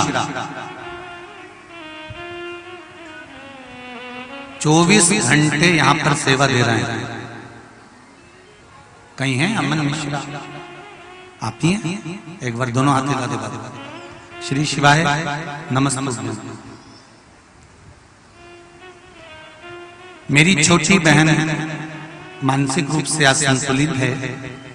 विज्ञान की सहायता से हर वह कदम उठाया गया जो उठाना चाहिए, सारे चिकित्सकों को दिखाया गया, सारी दवाइयां कराई गई, पर कोई लाभ नहीं मिला। सिर्फ और सिर्फ अगर कुछ थोड़ा सा लाभ देख पाया हूं अपनी बहन पर, तो बिलपत्री मैंने अपनी बहन को सेवन कराना प्रारंभ करा, जिससे अब उसमें थोड़ा सा लाभ देख पा रहे हैं। सही आपने लिखा है पत्र, दोनों हाथ हिला दीजिए। हर हर बैठो बैठो बैठ जाओ। कहां से हो बाबू? यहीं सिमरी के? बाबा की कृपा हो अगर मेरे बाबा ने थोड़ा सा भी हाथ पकड़ा है, सारे मेडिकल को दिखाने के बाद भी अगर थोड़ा सा लाभ भी इंच मात्र का भी अगर दिया है मेरे शंकर ने, तो ये जान लेना, मैं तो यहां तक कहूंगा कि आप अगर शिव महापुराण की कथा तक पहुंचे हो, या आस्था चैनल पर शिव महापुराण की कथा सुन रहे हो, या फेसबुक यूट्यूब पर टाइम निकालकर अगर शिव महापुराण की कथा सुन रहे हो, तो ये मेरा विश्वास कहता है कि शंकर भगवान ने तुम्हारा हाथ पकड़ लिया है, अब वो डूब नहीं रहे, ये निश्चित है। कौन आता है असेंबली अर्चन में इतनी दूर अपने अपने गांवों से? जो आसपास के रहते होंगे वो आ जाते होंगे, व्यापार करने आ जाते होंगे, जिसके यहाँ शादी ब्याह होता होगा तब आते होंगे। कौन आएगा किसी के यहाँ? कौन सुनेगा आस्था चैनल पर कथा? कौन सुनेगा फेसबुक पर कथा? अगर आप ढूंढते ढूंढते भी अगर शिव महापुराण की कथा तक पहुंचे हो, भले आस्था चैनल के माध्यम से सुन रहे हो, फेसबुक यूट्यूब के माध्यम से सुन रहे हो, चाहे इस पंडाल में सुन रहे हो, आप ढूंढते हुए भी अगर शंकर की कथा तक पहुंचे हो, तो जरूर मेरे देवाधिदेव महादेव को कुछ अच्छा करना होगा, इसलिए तुमको खींच कर यहाँ तक बुला लिया, नहीं तो बहुत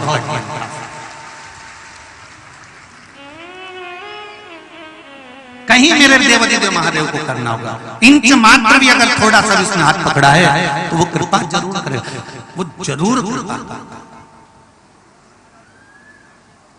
मैंने तेरे ही भरोसे ओ बाबा, तेरे ही भरोसे हवा बिच उड़ती जावांगी, बाबा डोर हथो छड़ी में कटी जावांगी, ओ बाबा मैं तेरी बदन भोले, मैं तेरी बदन हवा बिच उड़ती जावांगी, बाबा डोर हथो छड़ी ना में कटी जावांगी। शिव ने मेरा हाथ पकड़ा है, मेरे शंकर ने, मेरे ओघड़दानी ने, मेरे त्रिकालदर्शी ने, मेरे कैलाशी अविनाशी ने अगर हाथ पकड़ा है, तो वो छोड़ेगा नहीं।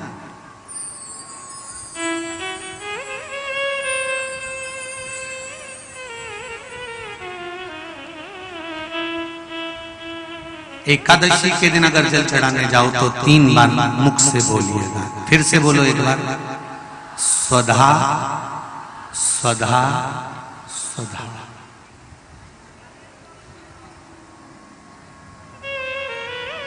ज्यादा पितृदोष हो, ज्यादा तकलीफ चल रही हो, बहुत ज्यादा कष्ट में हो, तो शिव मंदिर में बैठकर या घर के मटका परिंदा या पूजन वाली जगह पर बैठकर 12 श्लोक का सुधा स्तोत्र का पाठ भी कर सकते।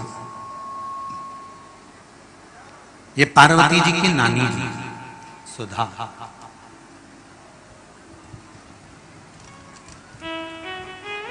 जो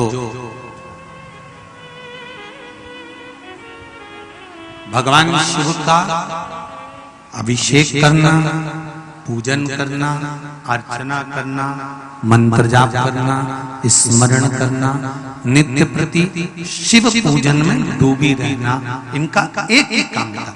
थी पितरों की पत्नी,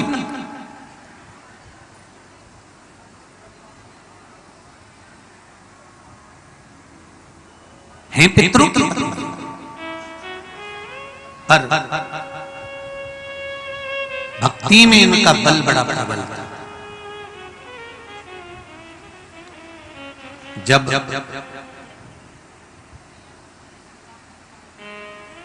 मैनावती के गर्भ से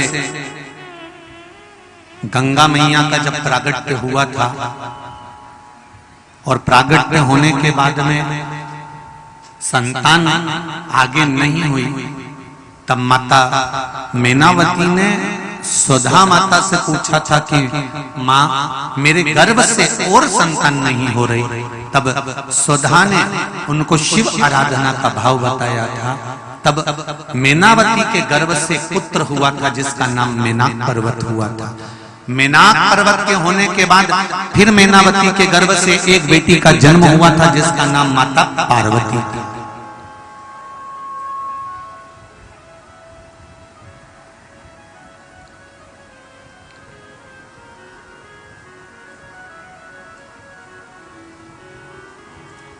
तब उनका नाम माता पार्वती।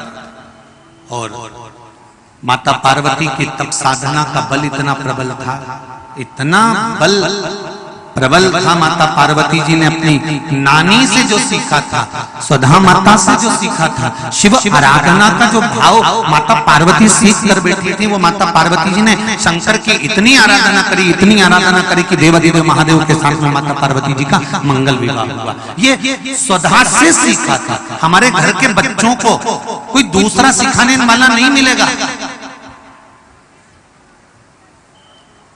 हमारे घर के बच्चों को हमें सिखाना पड़ेगा। सारी दुनिया की गतिविधि तुम्हारे बच्चों को दुनिया सिखा देगी, पर हमारे कुल का, हमारे घर का, हमारे सनातन धर्म का संस्कार हमारे बच्चों को कोई दूसरा नहीं सिखाएगा। सिखाना घर के माता पिता को पड़ेगा, कोई दूसरा नहीं सिखाने वाला। आपके बच्चे को मोबाइल चलाना किसने सिखाया? तुमने सिखाया क्या? अरे जम के तो बोलो री जी। आप अपने बच्चों को कभी मोबाइल चलाना नहीं सिखाओगे, फिर भी बच्चा मोबाइल चलाना सीख जाएगा। जितना तो तुमको नहीं आता उससे जोरदार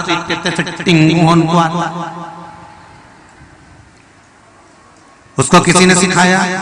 जम के बोलो जरा। नहीं, अपने आप सीख गया। क्योंकि आज की जो जनरेशन है, आज के जो बच्चे हैं, इनको कुछ सिखाने की जरूरत नहीं होती। आज के बच्चे अपने आप टीवी देख देख के, जो माताएं दिन भर डॉक्टर कह देता है बेड रेस्ट करो, और बेड रेस्ट मतलब पलंग पे पड़ी रहो, दिन भर नाटक देखती रहो, तो नाटक देखते देखते देखते देखते देखते देखते वो अंदर से जो देख रहा है ना नाटक, तो ऐसी औलाद पैदा हुई आते से नौटंकी करना चालू कर देते। इनको सिखाना नहीं पड़ता। कौन सिखा रहा है?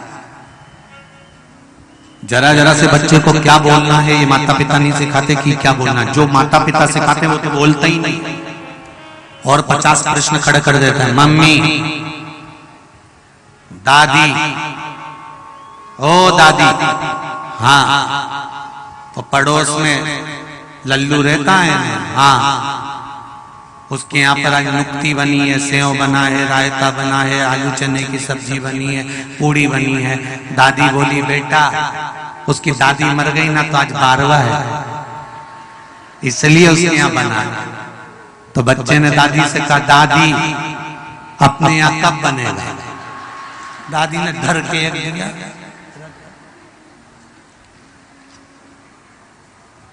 मेरी मारने की प्लानिंग कर रहा है। बच्चों को जो सिखाओ वो बच्चे नहीं सीखते। जो बच्चों को सिखाया जाए वो बच्चे नहीं सीखते।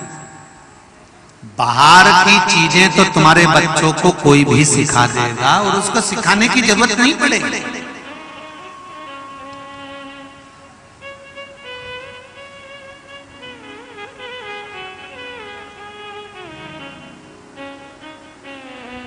उसको सिखाने की जरूरत नहीं है। बाहर की चीज स्वयं सीख जाए।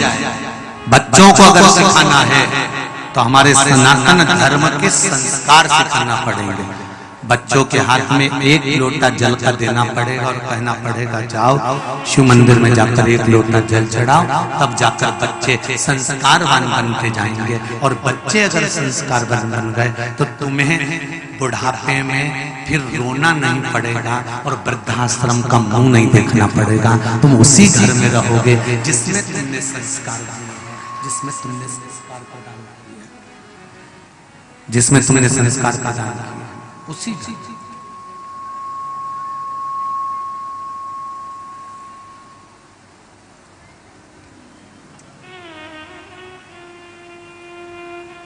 मेरी नैया नहीं है जानी, डूबने की है इसकी कहानी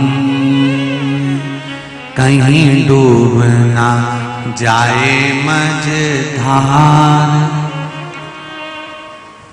कहीं डूब ना जाए मझधार, गुरुजी इसे पार लगा देना। डूब न जाए मझधार, गुरुजी से पार लगा देना। सतगुरु संदेश हरि से जाओ सुना देना। सतगुरु मेरो संदेश हरि से जाओ सुना देना। दोनों हाथों से ताली से बंदे तो बड़े प्रेम से।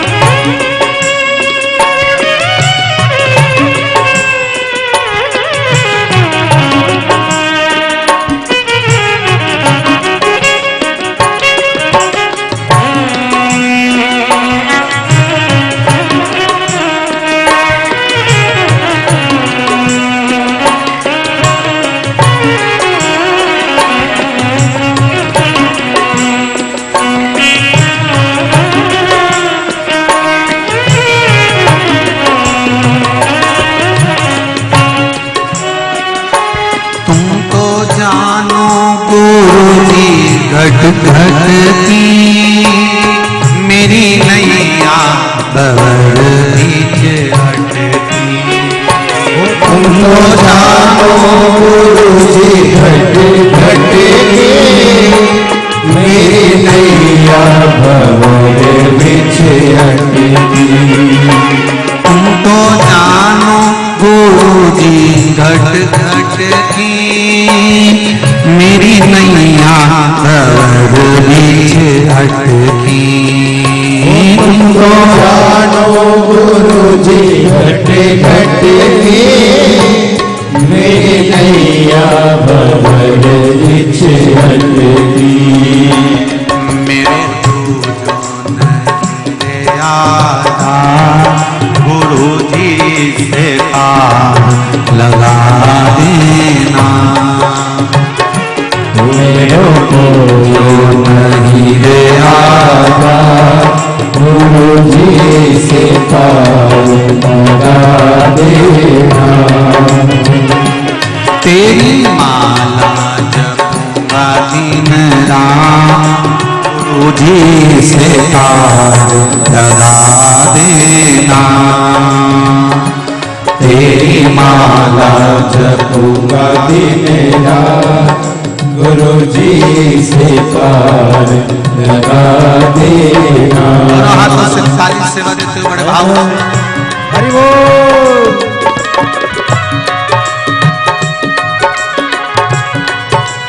हर हर भोले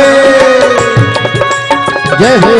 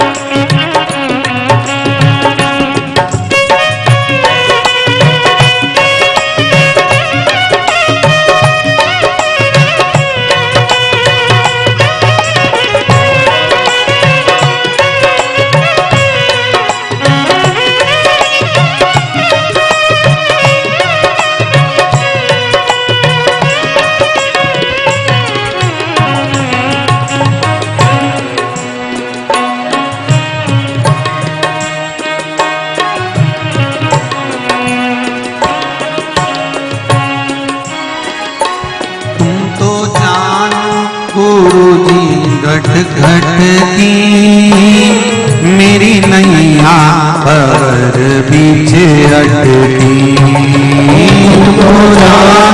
गुरु जी घट घट की मेरी नैया भंवर बीच अटकी।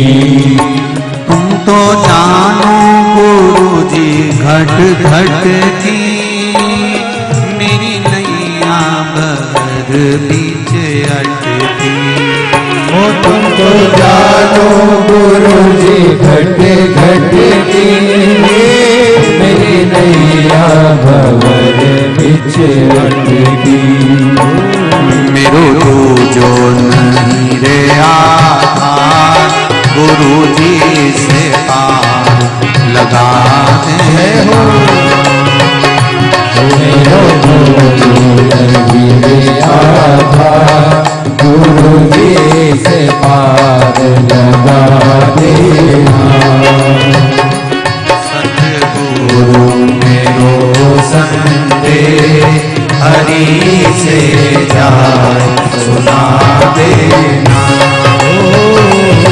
सतगुरु मेरो संदेह हरि से जाए सुना देना। मेरी नैया पड़ी रे मझधार गुरु जी से पार लगा देना। मेरी नैया पड़ी है मझधार गुरु जी से पार लगा देना। बड़े आनंद के साथ दोनों हाथों से ताली से बजाओ। हर हर महादेव।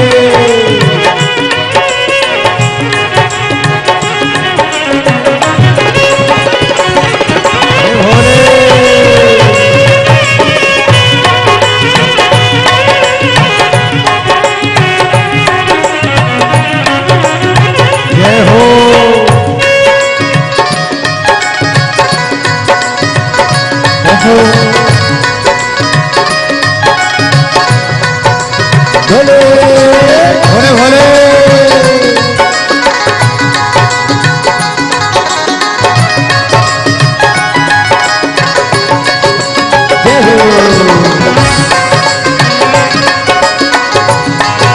हर हर महादेव। शंभो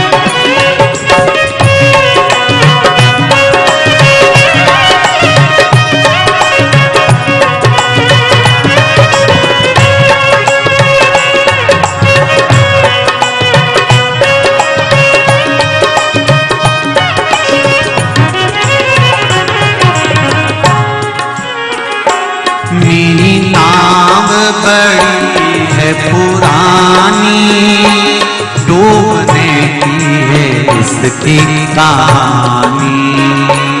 मेरे नाम है पुरानी, डूबने की है इसकी तैयारी।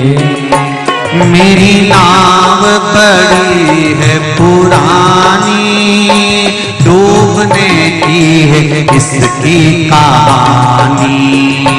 मेरी नाव बड़ी है पुरानी, डूबने की है इसकी कहानी। कहीं डूब ना जाए मझधार, गुरुजी से पार लगा देना। कहीं डूब ना जाए मझधार, गुरुजी से पार लगा देना। मेरी नैया खड़ी है मझधार, गुरुजी से पार लगा देना। मेरी नैया पड़ी है मझधार, गुरुजी से पार लगा देना। तेरी माला जपूंगी दिन रात, गुरुजी से पार लगा देना। तेरी माला जपूंगी दिन रात, गुरुजी से पार लगा देना। तेरी माला जपूंगी दिन रात, गुरुजी से पार लगा देना। तेरी माला जपूंगी दिन रात, गुरुजी से पार लगा देना। गुरुजी से पार लगा देना। गुरुजी से पार लगा देना।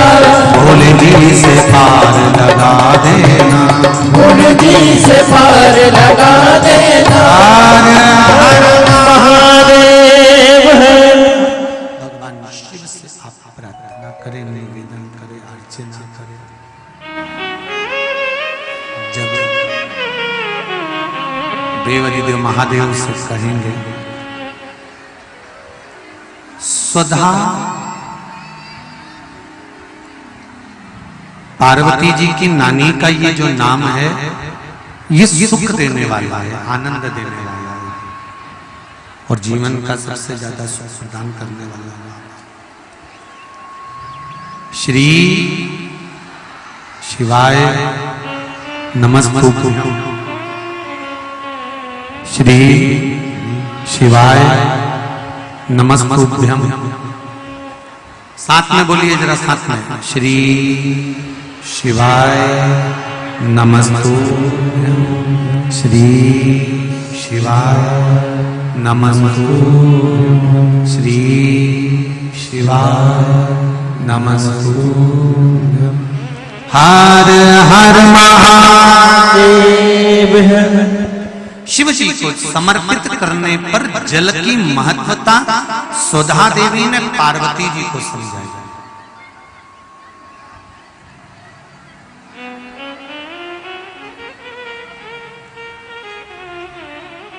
शंकर के जो उपासक होते हैं,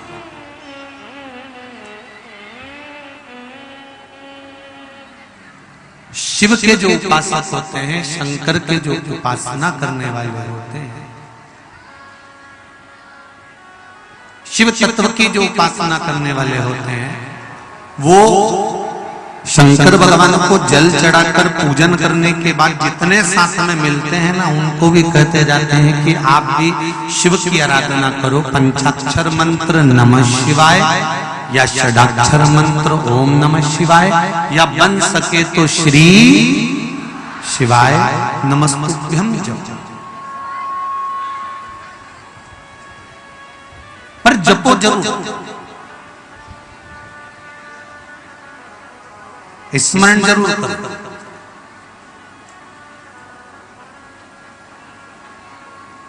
जिस समय पर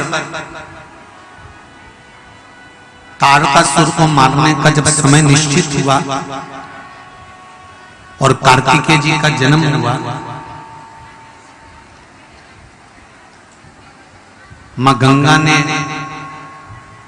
कार्तिकेय बाबा को पाल पोस कर बड़ा करा कार्तिकेय जी गए और जाकर तारकासुर के संहार को करने वाले थे, और तभी माता ने कह दिया कि इस तारकासुर को मारना मना नहीं है, पर तारकासुर के हृदय में शिव का निवास है, इसलिए इसको हृदय में कोई घात ना पहुंचे उसका स्मरण है। एक बात और अच्छे से समझ लीजिएगा आप लोग, बड़े ध्यान लगाकर समझ लीजिए, बड़े ध्यान से सुन लीजिए।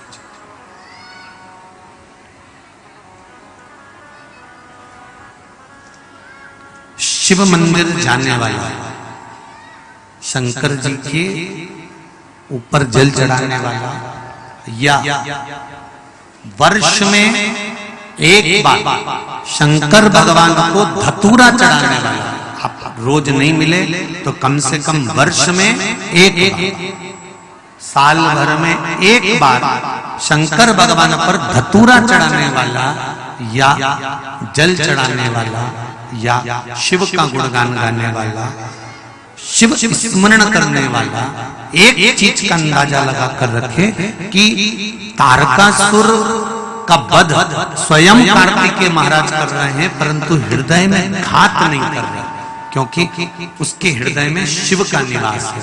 तो शिव महापुराण की कथा एक बहुत सुंदर संवाद करती है कि यदि आप शंकर भगवान गला पकड़ रहा बहुत ज्यादा, शंकर भगवान यदि आप शिव भगवान का स्मरण कर रहे हैं, शंकर भगवान का गुणगान कर रहे हैं, भगवान शंकर की भक्ति में डूबे हुए हैं, तो ये निश्चित है,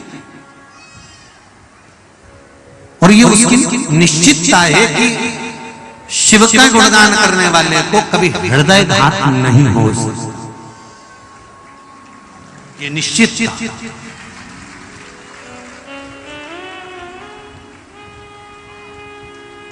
बस आप शिव की भक्ति में डूबे। एक बहुत सुंदर बात कही जाती है, आप लोगों को ध्यान में होगा कि जिसको हार्ट अटैक आता है, जिसको अटैक आता है तो डॉक्टर कहते हैं थोड़ा दिल खुश रखो, मन अच्छा रखो, चिंता फिक्र मत करो, टेंशन मत लो, फुल एंजॉय, फुल जीवन जियो। उसका मतलब क्या होता है कि अपने दिल को, अपने मन को, अपने चित्त को, अपनी वृत्ति को, अपने हृदय को कहीं ना कहीं लगाएं, सत्संग में लगाएं, पूजन में लगाएं, भजन में लगाएं, कीर्तन में लगाएं, स्मरण में लगाएं, छोटे बच्चों में लगाएं, इस मन को कहीं ना कहीं लगाना है। तो हमारा हिंदू धर्म, हमारा सनातन धर्म यही तो कहता है कि इस चित्त वृत्ति को, इस मन को, इस हृदय को हम भगवान की भक्ति में क्यों ना लगा दें, हम भगवान के स्मरण में क्यों ना लगा दें। देखिए, भगवान शंकर और पार्वती मैया विराजमान, शंकर पार्वती कैलाश पर बैठे हुए थे, भगवान शिव और पार्वती मैया कैलाश पर विराजमान है, बैठे हुए हैं।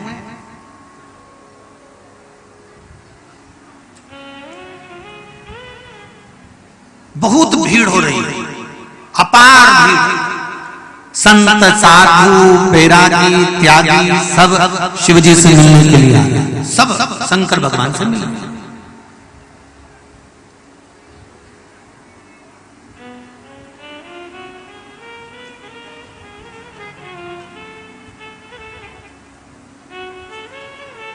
गंगा जी के घाट पर सभी गंगा नहाने आते हैं क्या? अरे जम के बोलो जरा। गंगा जी के घाट पर सब गंगा नहाने नहीं आते। गंगा जी के घाट पर कई ऐसे भी हैं जो गंगा नहाने के लिए नहीं आए हैं, वो इंतजार करने के लिए आए हैं कि ये गंगा में डुबकी लगाए, ये करे हर हर गंगे और हम इसको करें पूरे नंगे। बहुत ध्यान देना जरा कथा की ओर, कथा की ओर, हेलो हेलो, कथा की ओर स्मरण करिएगा, कथा की ओर जरा ध्यान दीजिएगा।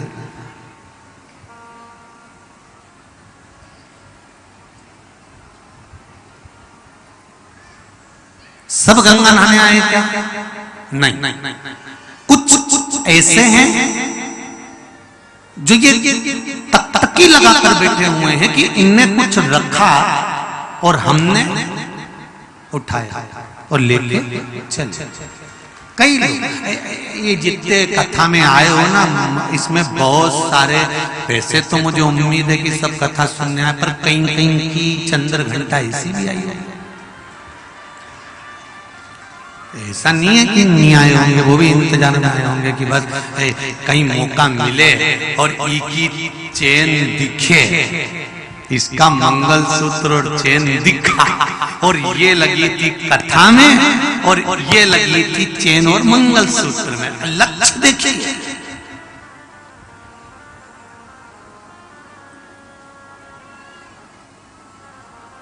और दोनों के पूर्वज ऊपर बैठे, जो कथा सुन रहा है उसके भी पूर्वज बैठे हैं और जो चोरी कर रहा है उसके पूर्वज भी बैठे हैं। कथा सुनने वाले के पूर्वज ऊपर बैठकर आशीर्वाद दे रहे हैं, वाह वाह बेटा, बहुत सुंदर कार्य करा कि तू भगवान की कथा में पहुंच गई और तूने अपना जीवन आनंदित कर लिया, 7 पीढ़ी को तार दिया, 71 पीढ़ी को तार दिया।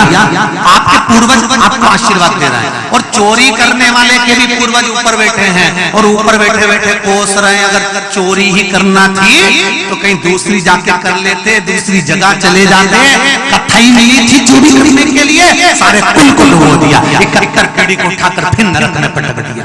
अगर चोरी करना थी तो नर्मदा का घाट मिला था, चोरी करना थी तो क्या गंगा का घाट मिला था, चोरी करना थी तो क्या कथा सत्संग स्मरण मिला था, कहीं दूसरी जगह चोरी कर लेते। दुनिया में ढेर सारी जगह वहां चले जाते, पर चोरी भी करना थी तो कहां चोरी करी, कथा में जाकर, गंगा के घाट पर, नर्मदा के घाट पर, तीर्थ में जाकर, मंदिर में जाकर, देवालय में जाकर, कहीं और जगह चले जाए। जैसे आपने कथा सुनकर अपनी 71 पीढ़ी को पार उतार दिया, चोरी करने वाला व्यक्ति जब किसी धर्म की जगह पर चोरी करता है तो वो अपनी 71 पीढ़ी को ले जाकर कुंभी पाक नरक में पटक देता है। एक नरक नहीं, 94 नरकों में ले जाकर पटक देता है कि यहां पटक दिया जाए। सब आते हैं कथा में, हर तरह का व्यक्ति कथा